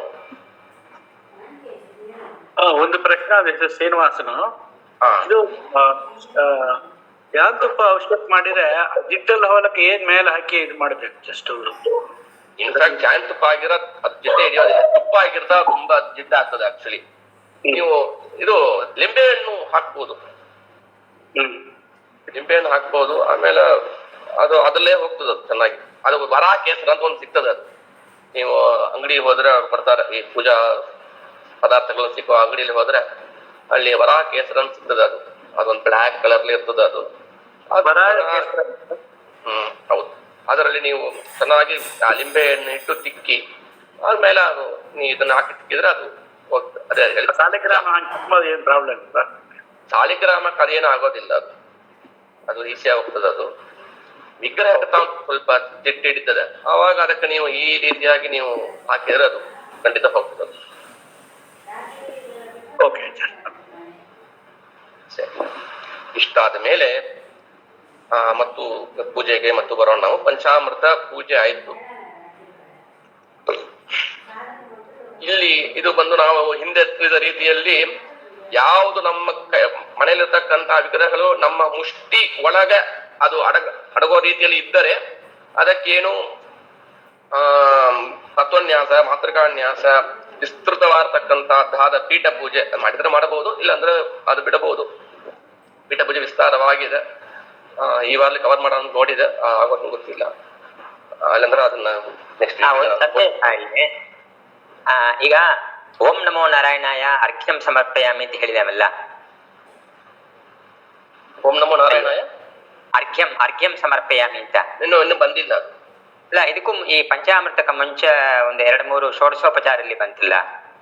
ಅರ್ಘ್ಯ, ಪಾದ್ಯ, ಆಚಮಣಿ, ಆಮೇಲೆ ತಾನೇ ಪಂಚಾಮೃತ ಅಲ್ಲ ಅದು? ಇಲ್ಲ, ಪಂಚಾಮೃತ ಪೂಜೆ ಮಾತ್ರ ಆಗಿದೆ, ಇನ್ನು ಪಂಚಾಮೃತ ಆಗಿಲ್ಲ. ಅಭಿಷೇಕ ಅಂತ ಕೇಳಿದ್ರು ಅಂತ ಹೇಳಿದ್ರು ನಾವು. ಅಲ್ಲಲ್ಲ, ಓಂ ನಮೋ ನಾರಾಯಣಾಯ ಅರ್ಘ್ಯಂ ತಾನೋ ಬಂತಿಲ್ಲ ಅದಕ್ಕೂ ಮುಂಚೆ. ಅದು ಪ್ರೀವಿಯಸ್ ಪೇಜಲ್ಲಿ ಓಂ ನಮೋ ನಾರಾಯಣಾಯ ಆಗಿಲ್ಲ. ಅದನ್ನು ಬರ್ಬೇಕು. ನಾವು ಹೇಗೆ ಭಗವಾನ್ ವಿಷ್ಣು ಸ್ನಾನಾರ್ಥಂ ಮಜ್ಜನಾಲಯ ಅಂತ ಹೇಳಿದ್ದೇವೆ, ಆ ಪಂಚಾಮೃತ ಪೂಜೆ ಮಾಡಬೇಕು ಅಂತ ಹೇಳಿದೆ. ಅದಕ್ಕೆ ಆಮೇಲೆ ಅರ್ಘ್ಯ ಶುರು ಮಾಡಬೇಕು ಅಂತ. ಓ ಸರಿ ಸರಿ ಸರಿ ಆಯ್ತು. ನಿಮ್ ಪ್ರಶ್ನೆ ಏನು? ಈಗ ಅರ್ಘ್ಯಂ ಸಮರ್ಪಯಾಮಿ ಅಂದ್ರೆ ಈಗ ಶಂಖದಲ್ಲಿ ನೀರು ಹಾಕಿ ಸಾಯಿಗ್ರಾಮದ ಮೇಲೆ ಅದನ್ನ ಬಿಡಿಕೊಳ್ಳವ? ಹೌದೌದು ಹೌದು, ಅದು ಹೇಳಿಲ್ಲ. ಓ ಸರಿ ಸರಿ ಸರಿ. ಇದೆ ಲಕ್ಷ್ಮೀ ಹಸ್ತೇನ ಅರ್ಘ್ಯಂ ಸಮರ್ಪಯಾಮಿ ಇದೆ, ಅದು ಹೇಳ್ತಾರೆ. ಅಂದ್ರೆ ಮತ್ತೆ ಮೂಲ ಮಂತ್ರ ಹೇಳಿ ಆ ಶಂಖದಿಂದ ನೀರು ಬಿಡಬೇಕು ಸಾಲಿಗ್ರಾಮದ ಮೇಲೆ.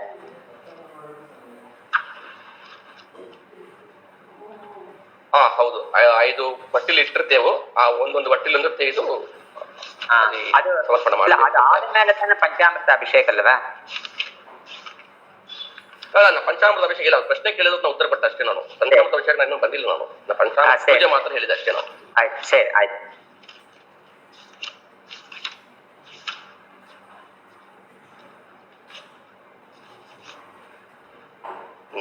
ಸರಿ. ಇಷ್ಟಾದ ಮೇಲೆ ಅಲ್ಲಿ ಒಂದು ಪುಸ್ತಕದಲ್ಲಿ ತತಃ ಅಂತ ಈ ಪೀಠ ಪೂಜೆ ಆದ ಮೇಲೆ ವಿಷ್ಣುವರಾಸ 31 ಅಂತದಲ್ಲ, ಅಲ್ಲಿ ವಿಷ್ಣುವರಾಸನ ಭೂತಾಯ ದಿವ್ಯಮಯಾಯ ಪ್ರಧಾನ ಪುರುಷೇಶಾಯ ಮಹಾಪೀಠಾಯ ತೇ ನಮಃ ಅಂತ ಇಷ್ಟು ಆ ಪೀಠ ಪೂಜೆಯನ್ನು ಮಾಡಬೇಕು ಅಂತ. ಆ ಪೀಠಕ್ಕೆ ಒಂದು ತುಳಸಿ ದಳ ಇಟ್ಟು ನಮಸ್ಕಾರ ಮಾಡಬೇಕು ಅಂತ ಹೇಳಿದೆವು. ಇಷ್ಟು ಆದ ಮೇಲೆ ಅಲ್ಲಿ ಕೊಟ್ಟಿದ್ದ ತತಃ ಚಕ್ರಾದಿ ಆಯುಧ ದೇವತಾಭ್ಯೋ ನಮಃ ಆಭರಣ ದೇವತಾಭ್ಯೋ ನಮಃ ಅಂತಾನೆ ಪರಮಾತ್ಮನ ಒಂದು ಆಯುಧ ಏನು ಪರಮಾತ್ಮ ಶಂಖ ಚಕ್ರ ಧರಿಸಿದ್ದಾನೆ, ಗದಾ, ಇದು ಸಾರಂಗ ಧನುಸ್ಸು ಮತ್ತು 5 ಬಾಣಗಳು, ಪ್ರಾಣ ಅಪಾನ ವ್ಯಾನ ಉದಾನ ಸಮಾನ ಅಂತ ಅದರಲ್ಲಿರ್ತಕ್ಕಂತಹ ದೇವತೆಗಳು, ಅದಕ್ಕೆ ದೇವತೆಗಳು ಕೊಟ್ಟಿದ್ದಾರೆ. ಬೇಕಾದ್ರೆ ಇವಾಗ ನೋಡೋಣ ಒಂದೇ ಅಂತ ನಾನು. ಚಕ್ರಕ್ಕೆ ಬಂದು ದುರ್ಗಾ,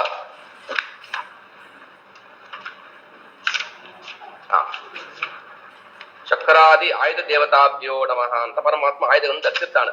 ಎಲ್ಲ ಸ್ಮರಣ ಮಾಡಿದ್ರೆ ಸಾಕು. ಇಷ್ಟು ಚಕ್ರದಲ್ಲಿ ದುರ್ಗಾವನ್ನು ಸ್ಮರಣ ಮಾಡಬೇಕು ಅಂತ. ಮತ್ತು ಶಂಖದಲ್ಲಿ ಶ್ರೀದೇವಿ, ಲಕ್ಷ್ಮೀ ದೇವಿಗೆ ಸ್ತ್ರೀ ರೂಪ ಅಂತ ಒಂದಿದಲ್ಲ, ಅದನ್ನು ಸ್ಮರಣ ಮಾಡಬೇಕು ಅಂತ. ಮತ್ತು ಗದಾವಿನಲ್ಲಿ ವಾಯುದೇವರಿರ್ತಾರೆ ಯಾವಾಗಲೂ. ಅಲ್ಲಿದ್ದು ಪರಮಾತ್ಮ ಸೇವೆ ಮಾಡ್ತಾರಂತ ಅರ್ಥ. ಪರಮಾತ್ಮ ಧರಿಸಿರ್ತಕ್ಕಂತಹದ್ದಾದ ಗದಾವಿನಲ್ಲಿ ವಾಯುದೇವರಿರ್ತಾರೆ ಅಂತ. ಗದಾಯಂ ವಾಯವೇ ನಮಃ ಅಂತ.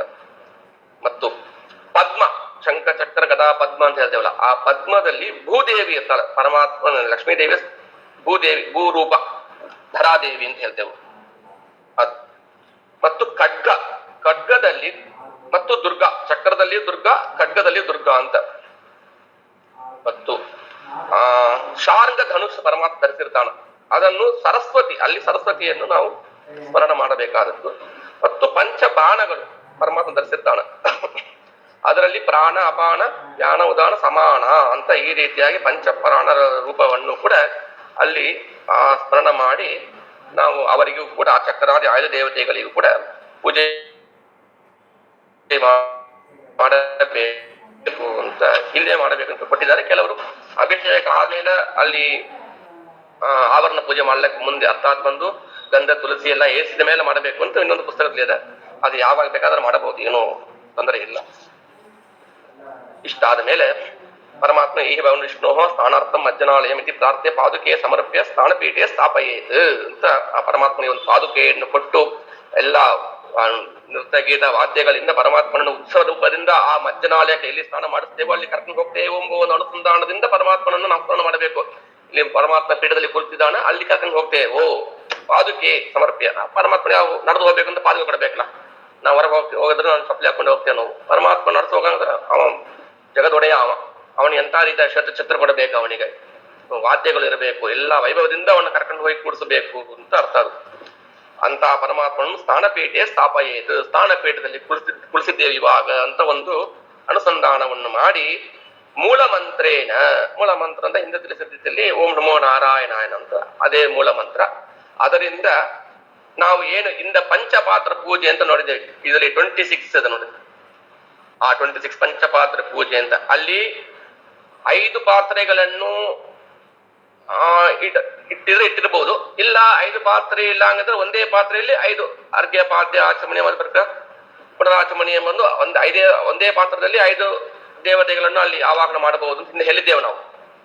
ಅದರಲ್ಲಿ ಇರ್ತಕ್ಕಂಥ 5 ಇಟ್ಟಿದ್ದರೆ ಅದರಲ್ಲಿ ಅರ್ಘ್ಯ ಅದನ್ನು ಪರಮಾತ್ಮನಿಗೆ ಶಂಖದಲ್ಲಿ ಆ ಒಂದು ನೀರು ಸ್ವಲ್ಪ ಚಿಕ್ಕ ಹೊಟ್ಟೆಲಿಟ್ಟರೆ ಸಾಕೋದು, ಅದನ್ನು ಶಂಖದಲ್ಲಿ ಹಾಕಿ ಆ ಶಂಖವನ್ನು ತೆಗೆದು ಲಕ್ಷ್ಮೀ ಹಸ್ತೇನ ಇದಂತೆ ಅರ್ಘ್ಯಂ ಅಂತ ಆ ಓಂ ನಮೋ ನಾರಾಯಣಾಯ ನಮಃ ಅಂತ ಹೇಳಿ ಆ ಒಂದು ಪರಮಾತ್ಮನಿಗೆ ಆ ಒಂದು ಅರ್ಘ್ಯವನ್ನು ಸಮರ್ಪಣೆ ಮಾಡಬೇಕು. ಅರ್ಘ್ಯಂ ಸಮರ್ಪಯಾಮಿ ಅಂತ ಅದು.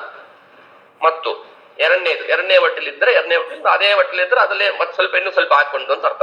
ಒಂದೇ ಹೊಟ್ಟೆಲಿ ಇಟ್ಟಿದ್ರೆ ಅದು ಸ್ವಲ್ಪ ಇನ್ನೂ ಸ್ವಲ್ಪ ಹಾಕೊಂಡು ಸರಸ್ವತಿ ಹಸ್ತೇನ ಇದಂತೆ ಪಾದ್ಯಂ ಅಂತ ಓಂ ನಮೋ ನಾರಾಯಣಾಯ ನಮಃ ಸರಸ್ವತಿ ಹಸ್ತೇನ ಇದಂತೆ ಪಾದ್ಯಂ ಸಮರ್ಪಯಾಮಿ ಅಂತ ಪಾದ್ಯವನ್ನು ಕೊಡಬೇಕು. ಪ್ರಾಯಶಃ ಪಾದ್ಯ ಕೊಡುವಾಗ ಪರಮಾತ್ಮ ವಿಗ್ರಹ ಕಾಲಿದ್ರೆ ಅಲ್ಲಿ ಹಾಕ್ಬಹುದು ಅಂತ ಅರ್ಥ, ಹಾಗೆ ಮಾಡಬಹುದು. ಮತ್ತು ಮೂರನೇ ಹೊಟ್ಟಲಿದ್ರೆ ಮೂರನೇದು ಮತ್ತು ಅದೇ ಮೂಲ ಮಂತ್ರದಿಂದ ಓಂ ನಮೋ ನಾರಾಯಣಾಯ ನಮಃ ಅಂತ ಹೇಳಿ ರತಿಹಸ್ತೇನ, ಹಿಂದೆ ಅದೇ ಮಾಡಿದ್ದೇವೆ ನಾವು. ಆ ಅರ್ಘ್ಯ ಪಾತ್ರದಲ್ಲಿ ಲಕ್ಷ್ಮಿಯನ್ನು ಆವಾಹನ ಮಾಡಿದ್ದೆವು, ಅವಳೇ ಆ ಸೇವೆಯನ್ನು ಮಾಡ್ತಾಳೆ ಅಂತ ಅರ್ಥ. ಮತ್ತು ಪಾದ್ಯ ಕೊಡುವಾಗ ಸರಸ್ವತಿ ಹೇಳಿದ್ದೆವು, ಆದರೆ ಸರಸ್ವತಿ ನೇರವಾಗಿ ಕೊಡೋದಿಲ್ಲ, ಅವಳು ಕೂಡ ಲಕ್ಷ್ಮಿ ಮೂಲಕವಾಗಿ ಕೊಡ್ತಾಳೆ ಅಂತ ತಿಳ್ಕೊಬೇಕು. ಅದನ್ನು ನಾವು ಶಂಕದಿಂದೇ ಮಾಡ್ತೇವೆ ಎಲ್ಲವನ್ನು ನಾವು. ಯಾರಿದ್ರು ಕೂಡ ಕೊನೆ ಲಕ್ಷ್ಮೀ ದೇವಿಯೇ ಅಲ್ಲಿ ಸಮರ್ಪಣೆ ಮಾಡ್ತಾಳೆ ಕೊನೆಯದಾಗಿ ಅಂತ ಅರ್ಥ. ಮತ್ತು ರತಿಹಸ್ತೇನ ಆಚಮನಂ ಮೂಲ ಮಂತ್ರ ಮತ್ತು ಓಂ ನಮೋ ನಾರಾಯಣಾಯ ನಮಃ ರತಿಹಸ್ತೇನ ಆಚಮಣಿಯಂ ಸಮರ್ಪಯಾಮಿ ಅಂತ ಆಚಮನವನ್ನು ಕೊಡಬೇಕು. ಮತ್ತು 4ನೇದಾಗಿ ಬ್ರಹ್ಮಹಸ್ತೇನ ಅಯಂತೆ ಮಧುಪರ್ಕಃ ಅಂತ ಮತ್ತು ಅಲ್ಲಿ ಓಂ ನಮೋ ನಾರಾಯಣಾಯ ನಮಃ, ಓಂ ನಮೋ ನಾರಾಯಣಾಯ ನಮಃ ಮತ್ತು ಬೇಡ, ಓಂ ನಮೋ ನಾರಾಯಣಾಯ ಬ್ರಹ್ಮಹಸ್ತೇನ ಅಯಂತೆ ಮಧುಪರ್ಕಃ ಮಧುಪರ್ಕಂ ಸಮರ್ಪಯಾಮಿ ಅಂತ ಅಲ್ಲಿ ಮತ್ತು ಶಾಂತಿ ಹಸ್ತೇನ ಇದಂತೆ ಪುನರಾಚಮನಂ ಮತ್ತು ಅಲ್ಲಿ ಮೂಲ ಮಂತ್ರೇಣ ಓಂ ನಮೋ ನಾರಾಯಣಾಯ ಶಾಂತಿ ಹಸ್ತೇನ ಇದಂತೆ ಪುನರಾಚಮಣಿಯಂ ಸಮರ್ಪಯಾಮಿ ಅಂತ ಈ ರೀತಿಯಾಗಿ ಕೊಟ್ಟಿದ್ದಾರೆ. ಇನ್ನೊಂದು ಇವರು ಕೊಟ್ಟಿದ್ದಾರೆ ವರುಣ ಹಸ್ತೇನ ಇದಂತೆ ಮಲಾಪಕೃಷ್ಣ ಸ್ನಾನಂ ಇತಿ ತಾಣಿ ಸಮರ್ಪಯೇತ್ ಅಂತ ಒಂದು ರೀತಿಯಾಗಿದೆ. ಅಂದ್ರೆ 6ನೇ ಪಾತ್ರ ಇದ್ರೆ ಅಲ್ಲಿ ವರುಣ ಅಲ್ಲಿ ಮತ್ತು ಸ್ಥಾನೀಯ ಪಾತ್ರ ಅಂತ ಅದಕ್ಕೊಂದು ಹೆಸರು. ಅದು ಒಂದು ಮಲಾಪಕೃಷ್ಣ, ದೇವರು ಸ್ವಚ್ಛ ಮಾಡಿಕೊಳ್ಳೋಕ್ಕೋಸ್ಕರ ನಮ್ಮ ದೇಹ ಕೊಳಕಾಗಿರ್ತದೆ ಅಂತ ನಾವು ಹೆಂಗ ಸ್ನಾನ ಮಾಡ್ತೇವೆ. ಒಂದು ಮಲಾಪಕೃಷ್ಣ 2 ಸಾಮಾನ್ಯವಾಗಿ ಮಡಿ ಸ್ನಾನ ಮಾಡೋರು, ನಿತ್ಯ ಪೂಜೆ ಮಾಡೋರು 2 ಸ್ನಾನ ಮಾಡ್ತೇವೆ. ಒಂದು ಮಲಾಪಕೃಷ್ಣ ಸೋಪಲ ಹಚ್ಕೊಂಡು ಚೆನ್ನಾಗಿ ನಮ್ಮ ಮೇಲಿರ್ತಕ್ಕಂಥ ಹೊಳಸನ್ನು ಹೋಲಿಸ್ಲಿಕ್ಕೆ, ಮತ್ತು ಮಡಿಯಾಗಿ ಆ ವಸ್ತ್ರವನ್ನು 2 ಕರವಸ್ತ್ರವನ್ನು ಇದ್ರೆ 2 ನೆನೆಸಿ ದೇವರ ವಸ್ತ್ರವನ್ನು ಇಟ್ಟುಕೊಂಡು ಪ್ರತ್ಯೇಕವಾಗಿ ಹೋಗಿ ಬಾವಿ ಕಟ್ಟಿದ್ರೆ ಬಾವಿ ಮತ್ತು ಇಲ್ಲಿ ಡೈರೆಕ್ಟ್ ವಾಟರ್ ಇದ್ರೆ ಅಲ್ಲಿ ಹೋಗಿ ನಾವು ಸ್ನಾನ ಮಾಡ್ತೇವೆ ನಾವು. ಆ ರೀತಿಯಾಗಿ ಮಲಾಪಕೃಷ್ಣ ಸ್ನಾನ ಅಂತನೂ ಇದೆ ಒಂದು ಅಂತ ಕೊಟ್ಟಿದ್ದಾರೆ. ವರುಣಾಸ್ತೇನ ಇದಂತೆ ಮಲಾಪಕೃಷ್ಣ ಸ್ನಾನಂ ಸಮರ್ಪಯ ಅಲ್ಲಿ ಮೂಲ ಮಂತ್ರೇನ ಓಂ ನಮೋ ನಾರಾಯಣಾಯ ಅಂತ ಹೇಳಿ ಈ ರೀತಿಯಾಗಿ ಇಷ್ಟು ಪರಮಾತ್ಮನಿಗೆ ಸಮರ್ಪಣ ಮಾಡಿದ ಮೇಲೆ ಇವಾಗ ಪಂಚಾಮೃತವನ್ನು ಮಾಡಬೇಕು. ಇವಾಗ ಅದಕ್ಕೆ ಮಂತ್ರಗಳು ಇದೆ. ಓಂ ಆಪ್ಯಾಯ ಸ್ಮೇಧ ವಿಷ್ಣು ಸಮೃಷ್ಟಿ ಭವ ಸಂಗತಿಯಿಂದ ಒಂದು ನಿಮಿಷ ಕೂಡ ವೇದ ಮಂತ್ರಗಳದು. ಅದನ್ನ ಬಂದು ಈಗ ಹೇಳಿರ್ಲ ಇಷ್ಟೊತ್ತು ಅರ್ಘ್ಯ ಲಕ್ಷ್ಮಿ ಹಸ್ತೇನ ಅಂತ, ಆ ವಾಕ್ಯಗಳು ಈ ಪುಸ್ತಕದಲ್ಲಿ ಇಲ್ಲ. ಅದು ಆಮೇಲೆ ಬೇರೆ ಪುಸ್ತಕಗಳಿದ್ರೆ ಅದನ್ನ ಶೇರ್ ಮಾಡ್ತಾರೆ ಹೆಂಗ? ಈಗ ಏನೇನ್ ವಾಕ್ಯ ಇದ್ರು ಅದೊಂದು ಈ ಪುಸ್ತಕದಲ್ಲಿ ಇಲ್ಲ. ಅದು ಈ ಪುಸ್ತಕ ಇಲ್ಲದ್ದು ಶೇರ್ ಮಾಡಿದ್ರೆ ಎಲ್ಲರಿಗೂ ಇದ್ದಾರೆ. ಸರಿ, ನಮ್ಮ ಸರಿ. ಇಷ್ಟ ಆದ್ಮೇಲೆ ಪಂಚಾಮೃತ ಅಭಿಷೇಕ ಅಂತ ಇವಾಗ ಮಾಡಬೇಕಾದದ್ದು. ಅದು ಕೆಲವರು ಹೇಳಿದ ರೀತಿಯಲ್ಲಿ ಎಲ್ಲಾ ವಿಗ್ರಹಕ್ಕೂ ಕೆಲವರಿಂದ ಮಾಡ್ಲಿಕ್ಕೆ ಆಗೋದಿಲ್ಲ. ಯಾಕಂದ್ರೆ ಸ್ವಚ್ಛ ಮಾಡ್ಲಿಕ್ಕೆ ಟೈಮ್ ಆಗ್ತದೆ ಅಂತ ಇದ್ರೆ ಏನು ತೊಂದರೆ ಇಲ್ಲ. ನಿಮ್ಗೆ ಎಷ್ಟು ಒಂದು 2 ವಿಗ್ರಹ ತೆಗೆದಿಟ್ಟು ಒಂದು ಶಾಲಿಗ್ರಾಮ ತೆಗೆದಿಟ್ಟು ಮಾಡ್ಲಿಕ್ಕೆ ಆಗಿದ್ರೆ ಅಷ್ಟನ್ನು ಮಾತ್ರ ಪ್ರತ್ಯೇಕವಾಗಿ ತೆಗೆದಿಟ್ಟು ಮಾಡಬಹುದು. ಏನೋ ಅದರಲ್ಲಿ ಇದೇ ಇಲ್ಲ ಎಲ್ಲವೂ ಮಾಡ್ಲಿಕ್ಕೆ ಆಗ್ತದೆ ನನ್ನಿಂದ, ಎಲ್ಲ ಸ್ವಚ್ಛ ಮಾಡ್ತೇನೆ ಅಂದ್ರೆ ಅವಶ್ಯವಾಗಿ ವರ್ಷಕ್ಕೆ ಒಮ್ಮೆ ಆದ್ರೂ ಮಾಡಬಹುದು. ಅಂತ ರೀತಿಯಲ್ಲಿ ತಂದೆ ವಿಗ್ರಹಗಳಿದೆ ಅಂದ್ರೆ ವರ್ಷಕ್ಕೆ ಒಮ್ಮೆ ಯಾವ್ದೋ ಒಂದು ದಿವಸ ಒಳ್ಳೆ ದಿವಸ ನೋಡಿ, ಇದು ಬಲಿಪಾಡ್ಯ ಇತ್ಯಾದಿ ದಿವಸಗಳು ತುಂಬಾ ವಿಶೇಷ. ಅವತ್ತು ಎಲ್ಲಾ ವಿಗ್ರಹ, ಎಲ್ಲಾ ಮಠದಲ್ಲಿ ಎಲ್ಲಾ ಸ್ವಾಮಿಗಳು ಎಲ್ಲರೂ ಅವತ್ತು ಎಲ್ಲಾ ಮೂಲ ವಿಗ್ರಹವನ್ನು ತೆಗೆದು ಅಭಿಷೇಕ ಮಾಡೋದೊಂದು ಅದ್ಭುತವಾದ ಒಂದು ಸಂಪ್ರದಾಯ ನಮ್ಮ ಮಠ, ಎಲ್ಲಾ ನಮ್ಮ ಸಂಪ್ರದಾಯದಲ್ಲಿ ಇದೆ, ಮದ್ದು ಸಂಪ್ರದಾಯದಲ್ಲಿ ಇದೆ. ಯಾವ ಎಕ್ಸೆಪ್ಷನ್ ಇಲ್ಲ, ಎಲ್ಲಾ ಮಠಕ್ಕೂ ಉಂಟು. ಹಂಗೆ ನಾವು ನಮ್ಮ ಮನೆ ಇರ್ತಕ್ಕಂಥ ಎಲ್ಲಾ ವಿಗ್ರಹನ ಅವ್ರು ಬಲಿಪಾಡ್ಯ ದಿವಸ ತೆಗೆದು ವಿಶೇಷವಾಗಿ ಪಂಚಾಮೃತಾದಿ ಅಭಿಷೇಕಗಳನ್ನು ಮಾಡಿ ದೇವರನ್ನು ಪೂಜೆಯನ್ನು ಮಾಡಿದ್ರೆ ತುಂಬಾ ಉತ್ತಮವಾದ ಫಲ ಸಿಗ್ತದೆ ಅಂತ. ಅದೆಲ್ಲ ವೇದ ಮಂತ್ರಗಳಿದೆ.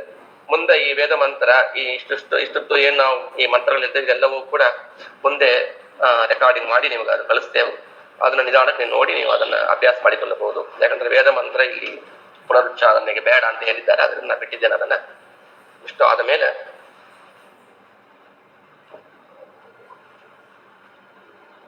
ಎಲ್ಲ ಸ್ವಚ್ಛ ಮಾಡಿ ಎಲ್ಲ ಪಂಚಾಮೃತ ಅಭಿಷೇಕ ಆದ ಮೇಲೆ ಒಂದು ಸಣ್ಣದಾಗಿರ್ತಕ್ಕಂಥದ್ದಾದ ಒಂದು ಪರಮಾತ್ಮನಿಗೆ ಹೂ ಏರಿಸಿ ಅಲ್ಲಿ ಒಂದು ಸಣ್ಣದಾಗಿರ್ತಕ್ಕಂಥ ಒಂದು ಏನಾದ್ರು ಕಲ್ಸಕ್ರಿಯೇನು ಏನಿದೆಯೋ ನೈವೇದ್ಯ ಮಾಡಿ ಒಂದು ಪಂಚಾಮೃತ ಅಭಿಷೇಕ ಅಂಗವಾಗಿ ಒಂದು ಆರತಿಯನ್ನು ಮಾಡಿ ಮತ್ತು ಪರಮಾತ್ಮನ ಸ್ವಚ್ಛ ಎಲ್ಲ ಹೇಳಿರೋ ಪರಾಕೇಸರಿ ಇಟ್ಟುಕೊಂಡು ಒಂದು ಲಿಂಬೆಯನ್ನು ಇಟ್ಟುಕೊಂಡು ಎಲ್ಲ ಚೆನ್ನಾಗಿ ಒರೆಸಿ ಶುದ್ಧವಾಗಿರ್ತಕ್ಕಂಥದ್ದಾಗಿ ಆ ಬೇರೆ ತಟ್ಟೆಯಲ್ಲಿ ಇದ್ರೆ ಅದೇ ತಟ್ಟೆಯಲ್ಲಿ ಸ್ವಚ್ಛ ಮಾಡಿ ಇಡಬಹುದು.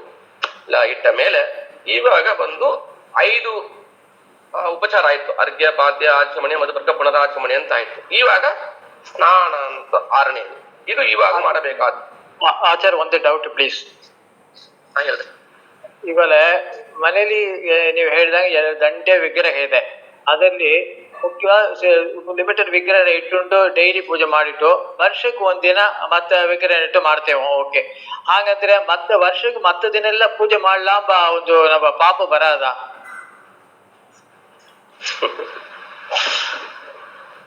ಪಾಪ ಬರ್ತದ ಇಲ್ಲ ಎಂಬುದಿಲ್ಲ, ಅದು ದೇವರಿಗೆ ಸೇರಿದ ನಮಗೆ ನಾವು ಹೇಳಕ್ಕಿಲ್ಲ. ಅದು ಅಷ್ಟೇ ಇವತ್ತು ಅನುಕೂಲ ಇದೆ. ಯಾಕಂದ್ರೆ ಎಲ್ಲಾ ನಿತ್ಯವೂ ತೆಗೆದು ಇಟ್ಟು ಪೂಜೆ ಮಾಡೋ ಅನುಕೂಲತೆ ಸಮಯಾವಕಾಶ ಇರೋದಿಲ್ಲ. ಇದ್ರ ಅವಶ್ಯ ಮಾಡಬಹುದು. ಇದ್ದೂಟ ಮಾಡದೆ ಬಿಟ್ರೆ ಅಂದ್ರೆ ನನ್ನ ಅದು ಪಾಪ ಅಂತ ಬೇಕಾದ್ರೆ ಹೇಳ್ಬೋದು. ನಂಗೆ ಎಲ್ಲ ಸಮಯಾವಕಾಶ ದಂಡಿ ಇದೆ, ಆದ್ರೆ ನಾ ಮಾಡ್ಲಕ್ಕ ನಂಗ ಇಂಟ್ರೆಸ್ಟ್ ಇಲ್ಲ ಅಂದ್ರೆ ಆವಾಗ ಬೇಕಾದ್ರೆ ಹೇಳ್ಬಹುದು ಪಾಪ ಬರ್ತದಂತ. ಸಾಮಾನ್ಯವಾಗಿ ನಿತ್ಯವೂ ಆಫೀಸ್ ಹೋಗೋವರಿಗೆ ಮತ್ತು ಅವರಿಗೆ ಎಲ್ಲಾ ವಿಗ್ರಹ ದಂಡಿ ವಿಗ್ರಹ ಇದ್ರೆ ತೆಗೆದು ಮಾಡೋದು ಎಂಬುದು ಎಲ್ಲರಿಗೂ ಕಷ್ಟವೇ. ಅದು ನಮಗೂ ಕಷ್ಟವೇ. ನಮ್ಮನೇಲಿ ಹಂಗೆ ಇದೆ, ಎಲ್ಲಾ ಬಿಟ್ಟು ಪೂಜೆ ಮಾಡೋದಿಲ್ಲ. ಯಾವಾಗ ಸಂಡೇಸ್ ಅಲ್ಲಿ ಸಿಕ್ಕಿದ್ರೆ ಬೇಕಾದ್ರೆ ನೀವು ಮಾಡಬಹುದು. ಅವಶ್ಯವಾಗಿ ಸಂಡೇಸ್ ಅಂತೂ ಫ್ರೀ ಇರುತ್ತೆ, ಇಲ್ಲ ಲೀವ್ ಡೇಸ್ ಇಲ್ಲ ಇದ್ರೆ ಮಾಡಬಹುದು ಅಂತ. ಇದು ರೊಟೇಷನ್ ಮಾಡುವಂದ ಇವತ್ತು ಕೆಲವು ಅದೆಲ್ಲ ಅದು ಒಂದು ದೊಡ್ಡ ಪೆಟ್ಟಿಗೆ ಮೇಲೆ ಇಟ್ಟಿರ್ತಾರೆ, ಅದನ್ನ ಅದು ವರ್ಷಕ್ಕೆ ಒಂದ್ಸಲ ತೆಗಿತಾರೆ. ಹಾಗ ಮಾಡದೇನೆ ಮುಂದೆ ಇಟ್ಟುಕೊಂಡು ಅವರು ರಘುತ್ತಮನ ಹೇಳಿದಂಗ ರೊಟೇಷನ್ ಮಾಡಬಹುದು. ಈ 2-3 ಪೆಟ್ಟಿ ಇಟ್ಟುಕೊಂಡು ಒಂದು ಪೆಟ್ಟಿಯನ್ನ ಇವತ್ತು ತೆಗೆಯೋದು, ಇನ್ನೊಂದು ಪೆಟ್ಟಿನ ಇನ್ನೊಂದು ದಿವಸ ತೆಗೆಯೋದು ಮಾಡಬಹುದು. ಸ್ವಲ್ಪ ಕೆಲವರಿಗೆ ರೊಟೀನ್ ಮಿಸ್ ಆಗ್ತದೆ. ಆದ್ರಿಂದ ಒಂದ್ಸಿನ ಸಂಡೇ ಅದೆಲ್ಲವನ್ನು ತೆಗೆದು ಅಭಿಷೇಕ ಮಾಡಿ ಮತ್ತು ಒಳಗಿಟ್ಟು ಇದು ಮಾಡಬಹುದು ಅಂತ. ಅದು ಇದು ಮುಖ್ಯವಾಗಿ ಮತ್ತು ತಿಳಿಯಬೇಕಾದದ್ದು, ಆ ಮುಷ್ಟಿಗೆ ಮೇಲಿರ್ತಕ್ಕಂತಹ ವಿಗ್ರಹಗಳನ್ನು ಪೂಜೆ ಮಾಡಾಗಿದ್ರೆ ಅದು ವಿಶೇಷವಾಗಿ ಬಿಂಬಮೂರ್ತಿಯ ಚಿಂತನೆ, ಆಯ್ಕೆ ಚಿಂತನೆ, ತತ್ವನ್ಯಾಸ, ಮಾತೃಕಾನ್ಯಾಸ, ವಿಸ್ತೃತ ಪೀಠ ಪೂಜೆ ಇತ್ಯಾದಿಗಳನ್ನು ಮಾಡಿಯೇ ಮಾಡಬೇಕು. ಮತ್ತು ವಿಶೇಷವಾಗಿ ಅನ್ನಾದಿ ನೈವೇದ್ಯಗಳನ್ನು ಮಾಡಲೇಬೇಕು. ಇವಾಗ ನಾವು ನೋಡ್ತಾ ಇರೋದು ಬಂದು ಆ ರೀತಿಯ ನೋಡ್ತಾ ಇಲ್ಲ. ಮುಷ್ಟಿ ಒಳಗಿರ್ತಕ್ಕಂತ ಅದರಲ್ಲಿ ಅಡಗತಕ್ಕಂತಹದ ವಿಗ್ರಹಕ್ಕೆ ಏನ್ ಪೂಜೆ ಉಂಟು ಅಷ್ಟನ್ನು ಮಾತ್ರ ನೋಡ್ತಾ ಇದ್ದೇವೆ ನಾವು. ಅದು ತುಂಬಾ ವಿಸ್ತಾರವಾಗಿ ಅಂತ ರೀತಿಯಲ್ಲಿ ನಿಮ್ಮ ಮನೇಲಿ ಏನಾದ್ರು ಇತ್ತು ಅಂದರೆ ನೀವು ಆ ಒಂದು ಪೂಜೆ ವಿಧಾನವನ್ನು ಕಲಿತು ಮತ್ತು ಆ ರೀತಿಯಾಗಿ ನೀವು ಪೂಜೆ ಮಾಡೋದು ಉತ್ತಮ. ನಿತ್ಯ ಅಭಿಷೇಕ ಅಂತೂ ಹೇಳಿಲ್ಲ, ಅಂತಹ ವಿಗ್ರಹಕ್ಕೆ ನಿತ್ಯ ಅಭಿಷೇಕ ಅಂತೂ ಹೇಳಿಲ್ಲ. ದೇವರ ಮೇಲೆ ಇಡೋದು ನೀವು ಸ್ವಾಮಿಗಳು ಪೂಜೆ ನೋಡಿರ್ತೀರಿ ನೀವು ಎಲ್ಲರೂ. ಪೀಠದಲ್ಲಿ ಎಲ್ಲಾ ದೊಡ್ಡ ದೊಡ್ಡ ವಿಗ್ರಹಗಳು ಇರ್ತದೆ, ಮೂಲ ವಿಗ್ರಹ ಎಲ್ಲ ಅಲ್ಲಿ ಇರ್ತದೆ, ಸಂಸ್ಥಾನ ಪ್ರತಿಮೆ ಎಲ್ಲ ಅಲ್ಲಿ ಇರ್ತದೆ. ಸಾಲಿಗ್ರಾಮ ಇನ್ನು ಕೆಲವು ವಿಗ್ರಹಗಳನ್ನು ಮಾತ್ರ ಕೆಳಗ ಇಟ್ಟು ಅಭಿಷೇಕವನ್ನು ಮಾಡಿ ಸ್ವಾಮಿಗಳು ಪೂಜೆ ಮಾಡ್ತಾರೆ, ನೋಡಿರ್ಬೋದು. ಮತ್ತು ತತ್ವನ್ಯಾಸ, ಮಾತೃನ್ಯಾಸ, ಪೀಠ ಪೂಜೆ ಇತ್ಯಾದಿಗಳನ್ನು ಅಲ್ಲಿ ಆ ಮಂಟಪದಲ್ಲಿ ಹಂಗೆ ಮಾಡಿಬಿಡ್ತಾರೆ ಅಷ್ಟೇ. ಅದೇ ಹೇಳಿದ ಬಲಿಪಾಡ್ಯ ಇತ್ಯಾದಿ ದಿವಸಗಳಲ್ಲಿ ಮಾತ್ರ ಅದು ವಿಶೇಷವಾಗಿ ತೆಗೆದಿಟ್ಟು ಅಭಿಷೇಕ ಮಾಡುವ ಒಂದು ಪದ್ಧತಿ ನಮ್ಮಲ್ಲಿ ಇದೆ. ಇದನ್ನು ನೀವು ಫಾಲೋ ಮಾಡಬಹುದು. ಓಕೆ, ಥ್ಯಾಂಕ್ಸ್ ಆಚಾರ್ಯ. ಸರಿ, ಇನ್ನೊಂದು 10 ನಿಮಿಷ ಇದೆ.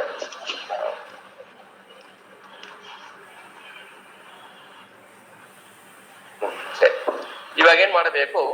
ಶುದ್ಧೋದಕ ಸ್ನಾನ ಅಂತ ಮಾಡಬೇಕು. ಅದೇ ಆ 2 ಕಲಶ ಇಟ್ಟಿದ್ದೇವಲ್ಲ, ಸ್ನಾನೀಯ ಕಲಶ, ಪೂರ್ಣ ಕಲಶ ಅಂತ 2 ಇಟ್ಟಿದ್ದೇವೆ. ಒಂದು ಶುದ್ಧೋದಕ, ಒಂದು ಗಂಧೋದಕ. ಉದಕ ಅಂದ್ರೆ ನೀರು ಅಂತ ಅರ್ಥ. ಶುದ್ಧವಾದ ಉದಕ ಗಂಧದಿಂದ ಕೂಡಿರ್ತಕ್ಕಂಥದ್ದಾದ, ಗಂಧಾದಿ ಎಲ್ಲಾ ವಾಸನ ದ್ರವ್ಯಗಳಿಂದ ಕೂಡಿರ್ತಕ್ಕಂಥದ್ದಾದ ಉದಕ, ನೀರು ಅಂತ ಅರ್ಥ. ಆ 2 ಅದರಲ್ಲಿ ಮುಖ್ಯವಾಗಿ ಏನ್ ಮಾಡಬೇಕು? ಪುರುಷ ಸೂಕ್ತವನ್ನು ಹೇಳ್ತಾಳೆ ಅಭಿಷೇಕ ಮಾಡಬೇಕು. ಪುರುಷ ಸೂಕ್ತ ಇಲ್ಲಾಂಗ ಮಾಡಿದ್ರೆ ಅದು ಅದನ್ನು ಹೋದ ವಾರ ನೋಡಿದ್ದೇವಲ್ಲ, 30 ಅಪರಾಧದಲ್ಲಿ ಅದು ಒಂದು ಅಂತ ಆಗ್ತದೆ. ಅದು ಮಾಡಬಾರ್ದು. ಅದನ್ನ ಪುರುಷ ಸೂಕ್ತವನ್ನು ಹೇಳಿಯೇ ಅಭಿಷೇಕ ಯಾವಾಗಲೂ ಮಾಡಬೇಕು. ನೀವು ಮಠಗಳಲ್ಲಿ ನೋಡಿ ಸ್ವಾಮಿಗಳು ಪೂಜೆ ಮಾಡುವ ನೋಡಿರ್ಬೋದು, ಬೇರೆ ಏನೇನೋ ಪಾರಾಯಣ ಮಾಡ್ತಾ ಇರ್ತಾರೆ. ಸರಿಯಾಗಿ ಅಭಿಷೇಕ ಕಾಲಕ ಅದನ್ನ ನಿಲ್ಲಿಸಿ ಪುರುಷ ಸೂಕ್ತವನ್ನು ಹೇಳಿ ಅಭಿಷೇಕ ಮಾಡಿ ಮತ್ತೆ ಮುಂದುವರಿಸ್ತಾರೆ. ಆ ಪಾರಾಯಣ ಯಾವ್ದು ಬಿಟ್ಟಿರೋ ಆ ಪಾರಾಯಣ ಮುಂದುವರಿಸ್ತಾರೆ. ಯಾಕಂದ್ರೆ ಪುರುಷ ಸೂಕ್ತ ಅಷ್ಟು ಒಂದು ಮುಖ್ಯವಾಗಿರ್ತಕ್ಕಂಥದ್ದು ಅಂತ ನಮ್ಮ ನಾರಾಜ ಮಾಮ ಹೇಳ್ತಾ ಇದ್ರು. ತುಂಬಾ ಎಲ್ಲಾ ಹುಡುಗರಿಗೆ ಬೆಳೆಸಿ ಆ ಪುರುಷ ಸೂಕ್ತ ಯಾಂಗ ಎಂತ ಒಂದು ವೈಶಿಷ್ಟ್ಯ, ಆ ಸವಿತ್ರನಾಮ ಲಕ್ಷ್ಮೀನಾರಾಯಣಂ, ಆ ಗಾಯತ್ರಿಯ ಅನುಸಂಧಾನ ಅಷ್ಟು ಎಲ್ಲಾ ಹುಡುಗರಿಗೆ ಅಷ್ಟು ತಿಳಿಸಿಕೊಡ್ತಾ ಇದ್ರು. ಆ ಪುರುಷ ಸೂಕ್ತ ಎಂತದ್ದು ಅಂದ್ರೆ ಇಡೀ ವೇದದ ಅರ್ಥ ಗರ್ಭಿತವಾದದ್ದು ಅದು ಪುರುಷ ಸೂಕ್ತ. ನೀವೊಂದು ಪುರುಷ ಸೂಕ್ತ ಹೇಳಿದ್ರಿ ಅಂದ್ರೆ ಇಡೀ ವೇದ ಹೇಳಿದ ಎಲ್ಲಾ ಅರ್ಥಗಳು ಅದ್ರಲ್ಲಿ ಬಂದ್ಬಿಡ್ತದೆ ಅಂತ. ಓಂ ಇದು ಬಂದು ಇಡೀ ವೇದದ ಒಂದು ಅರ್ಥವನ್ನು ತುಂಬಿರ್ತಕ್ಕಂಥದ್ದು. ಅದರ ಒಂದು ವ್ಯಾಖ್ಯಾನ ರೂಪವೇ ಓಂ ವ್ಯಾಹೃತಿ. ಭೂರ್ಭುವಸ್ವಹ ಅಂತ ಏನ್ ಹೇಳ್ತೇವೋ ಅದು ಬಂದು ಈ ಓಮಿನ ವ್ಯಾಖ್ಯಾನ ಅಂತ ಹೇಳಲ್ಪಡ್ತದೆ. ವ್ಯಾಖ್ಯಾನ ಮೀನ್ಸ್ ಅದರ ಒಂದು ಕಮೆಂಟ್ರಿ, ಅದರ ಅರ್ಥವನ್ನು ಎಕ್ಸ್ಪ್ಲೈನ್ ಮಾಡತಕ್ಕಂತಹದ್ದು ಅಂತ ಅರ್ಥ ವ್ಯಾಖ್ಯಾನ ಅಂದ್ರೆ. ಸರಿ, ಆ ಒಂದು ವ್ಯಾಹೃತಿಯ ವ್ಯಾಖ್ಯಾನವೇ ಗಾಯತ್ರಿ. ತತ್ಸವಿತೃವರೆಣ್ಯಂ ಭರ್ಗೋ ದೇವಸ್ಯ ಧೀಮಹಿ ಧಿಯೋ ಯೋ ನಃ ಪ್ರಚೋದಯಾತ್ ಅಂತ ಏನಿದೆ ಅದು ಈ ವ್ಯಾಹೃತಿಯ ವ್ಯಾಖ್ಯಾನ ಅದು ಅಂತ. ಮತ್ತು ಈ ಒಂದು ಗಾಯತ್ರಿ ಏನಿದೆ, ಈ ಗಾಯತ್ರಿಯ ವ್ಯಾಖ್ಯಾನವೇ ಈ ಪುರುಷ ಸೂಕ್ತ.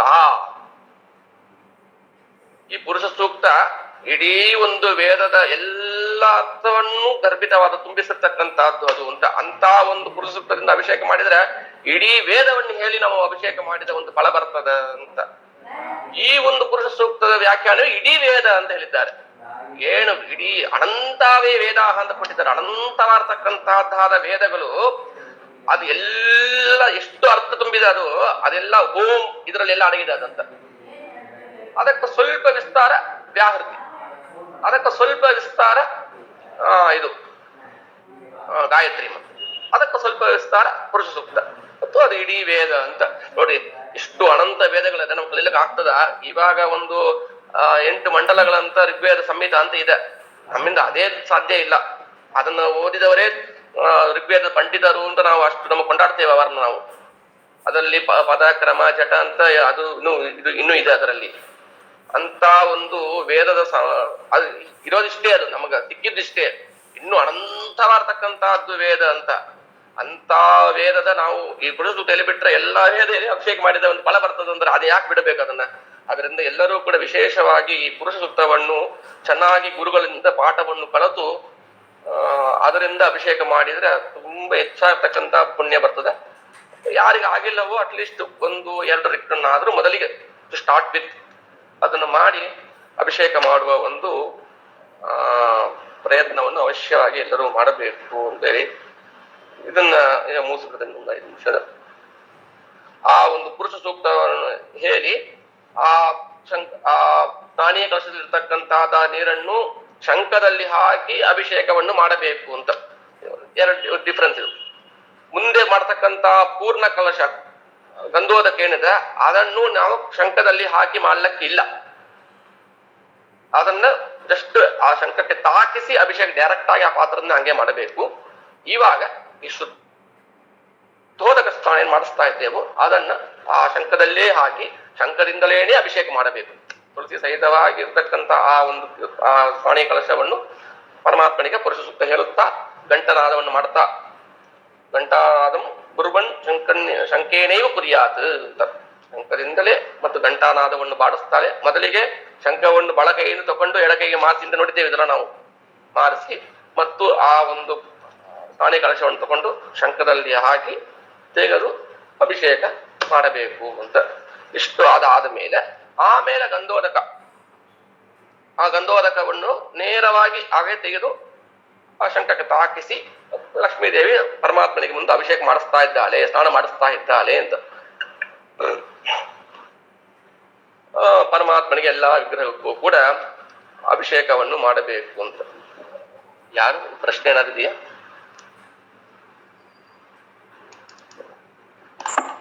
ಸರ್ ಇದನ್ನ ಟೈಮ್ ರಿಸ್ಟ್ರಿಕ್ಷನ್ ಇದೆ, ನಮ್ ಶಾಲೆಗೆ ಪೂಜೆ ಎಷ್ಟು ಗಂಟೆ ಒಳಗೆ ಮುಡ್ಸಕ್ಕೂ ಇಲ್ಲ ಆಂಗ್ಲ ಏನಿಲ್ಲ, ಟೈಮ್ ರೆಸ್ಟ್ರಿಕ್ಷನ್ ಇಲ್ಲ,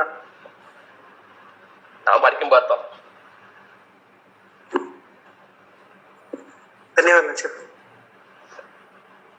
ಇಷ್ಟು ಆಯ್ತು. ಇದು ಜೊತೆಗೇನೆ ಬಂದು ಮತ್ತು ಅಲ್ಲಿ ಏನು ಇನ್ನೊಂದು ಚಿಂತನೆ ಏನ್ ಮಾಡಬೇಕಿಲ್ಲ, ಅನುಸಂಧಾನ ಮಾಡಬೇಕು ಅಂತ. ಏನು ಅಂದ್ರ ನಾವು ಏನು ಬಂದು ಅಲ್ಲಿ ಆ ಸ್ನಾನೀಯ ಕಲಶದಲ್ಲಿ ಮತ್ತು ಈ ಪೂರ್ಣ ಕಲಶದಲ್ಲಿ ಅಜಾದಿ ಏಕಶತ ಮೂರ್ತಿ, ಅಜ, ಆನಂದ, ಇಂದ್ರ, ಈಶಾನ ಅಂತ ದೇವರ ರೂಪಗಳನ್ನು 100 ರೂಪಗಳನ್ನು ಒಂದರಲ್ಲಿ ಅಜ ಅಂತ ಶುರು ಮಾಡಿ 100 ಮತ್ತು ಶಿಂಶುಮಾರ ಅಂತ ಶುರು ಮಾಡಿ 100 ಅಂತ ಈ ರೀತಿಯಾಗಿ ಎರಡರಲ್ಲಿ ಕೂಡ ನಾವು ಒಂದು ಆವಾಹನ ಮಾಡಿದ್ದೇವೆ ದೇವರ ರೂಪಗಳನ್ನು. ಅಂತ ರೂಪಗಳು ಆ ಅಭಿಷೇಕ ಮಾಡುವಾಗ ಆ ಪರಮಾತ್ಮನ ವಿಗ್ರಹದಲ್ಲಿ ಏನು ಪರಮಾತ್ಮ ಸನ್ನಿಹಿತನಾಗಿದ್ದಾನೆ ಆ ರೂಪದಿಂದ ಐಕ್ಯವನ್ನು ಹೊಂದುತ್ತಾಗಿದೆ ಅಂತ ಚಿಂತನೆ ಮಾಡಬೇಕು ಅಂತ ಹೇಳಿದ್ದಾರೆ. ನನ್ನಲ್ಲಿರ್ತಕ್ಕಂತಹ ಪರಮಾತ್ಮ ಮತ್ತು ಆ ಸ್ನಾನೀಯ ಕಲಶ ಪೂರ್ಣ ಕಲಶದಲ್ಲಿರ್ತಕ್ಕಂತಹ ಪರಮಾತ್ಮ ಮತ್ತು ಆ ವಿಗ್ರಹದಲ್ಲಿರ್ತಕ್ಕಂತಹ ಪರಮಾತ್ಮ ಮೂರೂ ಒಬ್ಬರೇ. ಆ ಸ್ನಾನೀಯ ಕಲಶದಲ್ಲಿರ್ತಕ್ಕಂತಹ ಪರಮಾತ್ಮ ಬೇರೆ ಮತ್ತು ಅಲ್ಲಿ ವಿಗ್ರಹದಲ್ಲಿರ್ತಕ್ಕಂತಹ ಪರಮಾತ್ಮ ಬೇರೆ ಅಂತ ಇಲ್ಲವೇ ಇಲ್ಲ. ಆ ಐಕ್ಯ ಚಿಂತನೆ ಎಂಬುದು ತುಂಬಾ ತುಂಬಾ ತುಂಬಾ ತುಂಬಾ ತುಂಬಾ ಇಂಪಾರ್ಟೆಂಟ್ ಇದು. ಅದೇ ಹಿಂದೆ ನೋಡಿದ ಬಿಂಬ ಪ್ರತಿಬಿಂಬ, ನಾವು ನಮ್ಮಲ್ಲಿರ್ತಕ್ಕಂಥ ಪರಮಾತ್ಮ ಅವನು ಬಿಂಬನಾಗಿದ್ದಾನೆ, ನಾವು ಪ್ರತಿಬಿಂಬರಾಗಿದ್ದೇವೆ. ನಮ್ಮ ಇಬ್ಬರಲ್ಲಿ ಬಂದು ಅತ್ಯಂತ ಭೇದ, ನಾವು ಬೇರೆ ಪರಮಾತ್ಮ ಬೇರೆ. ಇದೇ ಶಂಕರಾಚಾರ್ಯ ಮತಕ್ಕೂ ನಮ್ಮ ಮತಕ್ಕೂ ಏನು ವ್ಯತ್ಯಾಸ, ರಾಮಾನುಜ ಮತಕ್ಕೂ ನಮ್ಮ ಮತಕ್ಕೂ ಏನು ವ್ಯತ್ಯಾಸ ಅಂದ್ರೆ ಇದೇ ಮುಖ್ಯವಾಗಿರ್ತಕ್ಕಂಥದ್ದು. ಶಂಕರಾಚಾರ್ಯ ಮತದಲ್ಲಿ ಬ್ರಹ್ಮನೂ ನಾನು ಒಂದೇ, ಐಕ್ಯ, ಬ್ರಹ್ಮೈಕ್ಯ ಅಂತ. ಅಂದ್ರ ಇವಾಗ ನಾವು ಏನು ಜೀವರಾಶಿಗಳಿದ್ದೇವೆ, ಈ ಜೀವರಾಶಿಗಳೆಲ್ಲರೂ ಕೂಡ ಬ್ರಹ್ಮರೇ, ಪರಬ್ರಹ್ಮರೇ ಅವರ ಪ್ರಕಾರ. ಸರಿ, ಇವಾಗ ನಾವು ಯಾಕೆ ಇಲ್ಲಿ ಈ ಸಂಸಾರದಲ್ಲಿ ಒದ್ದಾಡ್ತಾ ಇದ್ದೇವೆ ಅಂದ್ರೆ ಅವ್ರು ಹೇಳ್ತಕ್ಕಂಥದ್ದು ಏನಂದ್ರ ಅವಿದ್ಯಾವಿನಿಂದ ಅಂದ್ರೆ ಅಜ್ಞಾನ, ನಾತಾಂ ಬ್ರಹ್ಮ ಎಂಬ ಒಂದು ಜ್ಞಾನ ನಂಗೆ ಬಂದಿಲ್ಲ ಅಂತ. ಆ ಅಜ್ಞಾನ ನಿವೃತ್ತವಾದರೆ, ಯಾವಾಗ ಅಜ್ಞಾನ ಹೋಗ್ತದ, ಇಲ್ಲ ನಾನೇ ಬ್ರಹ್ಮ ಅಂತ ಇವನು ತಿಳಿತಾನೆ, ಅದೇ ಮೋಕ್ಷ ಅಂತ ಹೇಳ್ತಾರೆ ಅವರು. ಶಂಕರಾಚಾರ್ಯ ಮತ ಇದು. ಮತ್ತು ರಾಮಾನುಜರ ಮತ ಹಂಗಂದ್ರೆ ಅವರು ಐಕ್ಯವನ್ನು ಹೇಳೋದಿಲ್ಲ, ಆದರೆ ಸಾಮ್ಯವನ್ನು ಹೇಳ್ತಾರೆ. ಅಂದ್ರ ಮೋಕ್ಷಕ್ಕೆ ಹೋದ ನಮ್ಮ ಮತದ ಮುಖ್ಯವಾಗಿರ್ತಕ್ಕಂಥ ಡಿಫರೆನ್ಸ್ ಇದೆ ನಮಗೂ ಅವರಿಗೂ. ಅವರು ವಿಷ್ಣುವನ್ನೇ ಹೇಳ್ತಾರೆ, ಅವರು ವೈಷ್ಣವನ್ನೇ ಅವರು ಪ್ರತಿಪಾದನೆ ಮಾಡ್ತಾರೆ. ಆದ್ರೆ ಏನು ಅಂದ್ರೆ ಸಾಮ್ಯ, ಅಲ್ಲಿ ನಾವು ಮೋಕ್ಷಕ್ಕೆ ಹೋದ ಮೇಲೆ ನಾನು ಪರಮಾತ್ಮನು ಈಕ್ವಲ್, ಪರಮಾತ್ಮನ ಒಂದು ಡಿಪೆಂಡೆನ್ಸ್ ಇಲ್ಲ, ಇರೋದಿಲ್ಲ. ನಾ ಸ್ವತಂತ್ರನಾಗಿ ನಾ ಇರ್ತೇನೆ, ನಾನು ಪರಮಾತ್ಮ ಇರ್ತಾನೆ ಅಷ್ಟೇ. ಇದು ಸಾಮ್ಯ ಇದು. ಆದ್ರೆ ನಾವು ಅದು ಒಪ್ಪೋದೇ ಇಲ್ಲ. ಇಲ್ಲಿ ನಾವು ಆ ಡಿಫರೆನ್ಸ್ ತೋರಿಸ್ತೇವೆ. ಏನು ತಾರತಮ್ಯ ಮತ ಅಂತ ಹೇಳಕ್ಕೆ ಏನದು, ಎಲ್ಲಿ ಮೋಕ್ಷದಲ್ಲಿಯೂ ತಾರತಮ್ಯ ಇದೆ ನಮಗ. ಅಲ್ಲಿ ಹೋದರೂ ಕೂಡ ನಮಗಿಂತ ಉತ್ತಮವಾಗಿರ್ತಕ್ಕಂಥ ಜೀವರಾಷ್ಟ್ರ ಮುಕ್ತರು ಹೊಂದಿದ್ರಲ್ಲ, ಅಲ್ಲಿ ಅವರ ಕೆಳಗೆ ನಾವು ಇರ್ತೇವೆ. ಆದ್ರೆ ಅವ್ರ ಕೆಳಗಿದ್ದೇವು, ಅಯ್ಯೋ ನಮ್ ದುಃಖ ಅಂಗಲ ಇಲ್ಲ. ಆ ಒಂದು ವಿನಯದಿಂದ ಭಕ್ತಿಯಿಂದ ನಾವು ಅವ್ರ ಕೆಳಗಿರ್ತೇವೆ. ನಾವು ಅದನ್ನೇ ನಾವು ಸಂತೋಷ ತಿಳ್ಕೊಂತೇವೆ. ಅವ್ರ ಕೆಳಗೆ ಇರೋದ್ರೆ ಉತ್ತಮ ತಿಳ್ಕೊಂಡಿರ್ತೇವೆ. ಯಾಂಗ ಒಂದು ಸಣ್ಣ ಮಗು ತನ್ನ ತಂದೆ ತಾಯಿ ಕೆಳಗೆ ಇದ್ದು ಅಂದಾದ್ರೂ ಕೂಡ ಅವರ ಒಂದು ಡಿಪೆಂಡೆನ್ಸ್ ಇದ್ರೆ ಎಷ್ಟು ಸಂತೋಷವಾಗಿರ್ತದೆ ಅದು. ಹಾಗೆ ಪರಮಾತ್ಮನ ಕೆಳಗ ನಮ್ಮ ಸ್ವೋತ್ತಮರು ನಮಕ್ಕಿಂತ ಉತ್ತಮರಾರ್ತಕ್ಕಂತ ಅವ್ರ ಕೆಳಗಿದ್ರೆ ನಾವು ಸಂತೋಷವಾಗಿರ್ತೇವೆ. ನಾವು ಯಾಕಂದ್ರೆ ಸಂತೋಷ ಎಂಬುದು ನಮ್ಮ ಸ್ವರೂಪ ಆನಂದ ಅದು ಅಲ್ಲಿ. ಅದರಿಂದ ಹೊರಗಿಂದ ಬರ್ತಕ್ಕಂತ ಸ್ವರೂಪ ಆನಂದ ಅರ್ಥಾತ್ ಹೊರಗಿಂದ ಬರ್ತಕ್ಕಂಥದ್ದು ಆನಂದ ಇಲ್ಲ ಅಲ್ಲಿ. ಸ್ವರೂಪ ಆನಂದವನ್ನು ಅನುಭವಿಸ್ತಕ್ಕಂಥ ಅವರಿಗೆ ಯಾವ ರೀತಿ ಇರ್ತಕ್ಕಂಥ ದುಃಖ ಡಿಪೆಂಡೆನ್ಸ್ ಇದ್ದೇವು ಅಂತ ಅಷ್ಟು ದುಃಖ. ಯಾಕಂದ್ರೆ ನೀವು ಕಾಮೇನಮೇ ಕಾಮ ಆಗಾತು ಅಂತ ಏನ್ ನೀವು ಇಚ್ಛೆ ಪಡ್ತಾರೆ ಎಲ್ಲವೂ ನಿಮ್ಗೆ ತಕ್ಷಣ ಸಿಗ್ತಾಳೆ ಇರ್ತದೆ ನೆಕ್ಸ್ಟ್ ಸೆಕೆಂಡ್. ಅದರಿಂದ ಯಾವ ರೀತಿ ಇರ್ತಕ್ಕಂಥದ್ದು ಇದನ್ನು ಕೂಡ ಮತ್ತು ತಿಳಿಸಿದ್ದಾರೆ.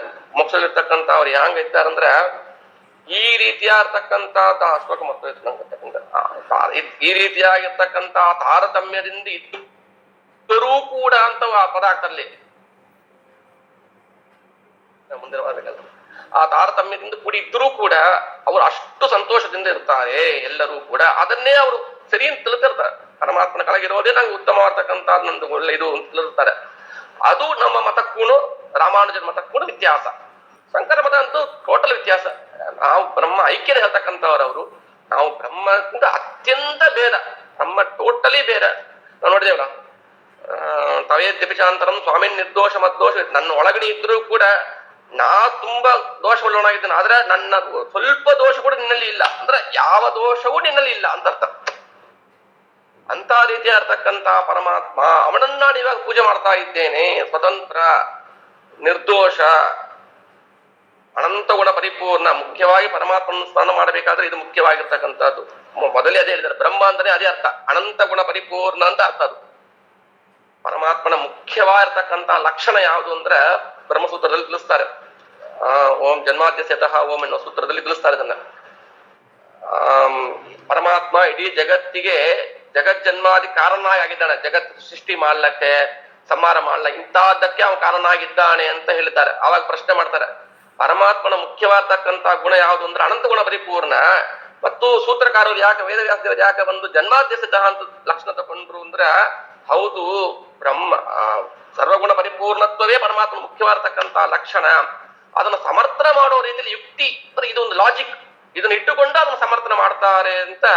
ಪರಮಾತ್ಮನ ಅನಂತ ಗುಣ ಪರಿಪೂರ್ಣವೇ ಮುಖ್ಯವಾಗಿರ್ತಕ್ಕಂಥ ಲಕ್ಷಣ. ನೀವು ಏನು ಪ್ರತ್ಯೇಕ ಸ್ಮರಣ ಮಾಡ್ತಾ ಹೋಗಿ ಪರಮಾತ್ಮ ಸ್ವತಂತ್ರನಾಗಿದ್ದಾನೆ, ನಿರ್ದೋಷನಾಗಿದ್ದಾನೆ, ಪ್ರತ್ಯೇಕ ಸ್ಮರಣ ಮಾಡ್ತಾ ಹೋಗ್ಬೋದು. ಆದರೆ ಅದೆಲ್ಲದನ್ನು ಒಂದೇ ಸರ್ವಗುಣ ಪರಿಪೂರ್ಣ ಅನಂತ ಗುಣ ಪರಿಪೂರ್ಣ ಅಂತ ಹೇಳಿಬಿಟ್ರೆ ಅದೆಲ್ಲ ಒಂದು ಇದರಲ್ಲಿ ಬಂದ್ಬಿಡ್ತದೆ. ಅದು ಅಂತ ಅನಂತ ಗುಣ ಪರಿಪೂರ್ಣ ಇರ್ತಕ್ಕಂಥ ಪರಮಾತ್ಮನನ್ನು ಇವಾಗ ನಾನು ಬಂದು ಇಲ್ಲಿ ಈ ಒಂದು ನನ್ನ ಮುಂದೆ ಇಟ್ಟು ಆ ಸಣ್ಣ ಒಂದು ವಿಗ್ರಹದಲ್ಲಿ ನಾನು ಅದನ್ನ ಅವನು ತಗೊಂಡು ಬಂದು ಇಟ್ಟು ಅಭಿಷೇಕ ಮಾಡ್ತಾ ಇದ್ದೇನೆ ಅಂತ ಇಷ್ಟು ಸ್ಮರಣಾಪೂರ್ವಕವಾಗಿ ಅಭಿಷೇಕ ಮಾಡಿದ್ರೆ ಅದು ಉತ್ತಮವಾಗ್ತಕ್ಕಂಥದ್ದಾದ ಆ ಪೂಜೆಯ ಫಲವನ್ನು ಕೊಡ್ತಕ್ಕಂಥದ್ದು ಅಂತ ಹೇಳಿ ಈ ಒಂದು ವಾರದ ಒಂದು ಇದನ್ನ ಮೂಸಾಣ. ಮತ್ತು ಏನೇನು ಬಿಟ್ಟಿದ್ದೇವೆ ಅದನ್ನು ಮುಂದಿನ ವಾರದಲ್ಲಿ ವಿಸ್ತಾರ ತಿಳಿಯ ಪ್ರಯತ್ನವನ್ನು ಮಾಡೋಣ. ಶ್ರೀಕೃಷ್ಣ ಅರ್ಪಣಮಸ್ತು. ಅನೇನ ಭಾವಿ ಪುಣ್ಯಮ ಅವಾಪ್ನೋತು ಗುರುರ್ಮಮ. ಧನ್ಯವಾದ. ನಮಸ್ಕಾರ ಆಚಾರ್ಯ.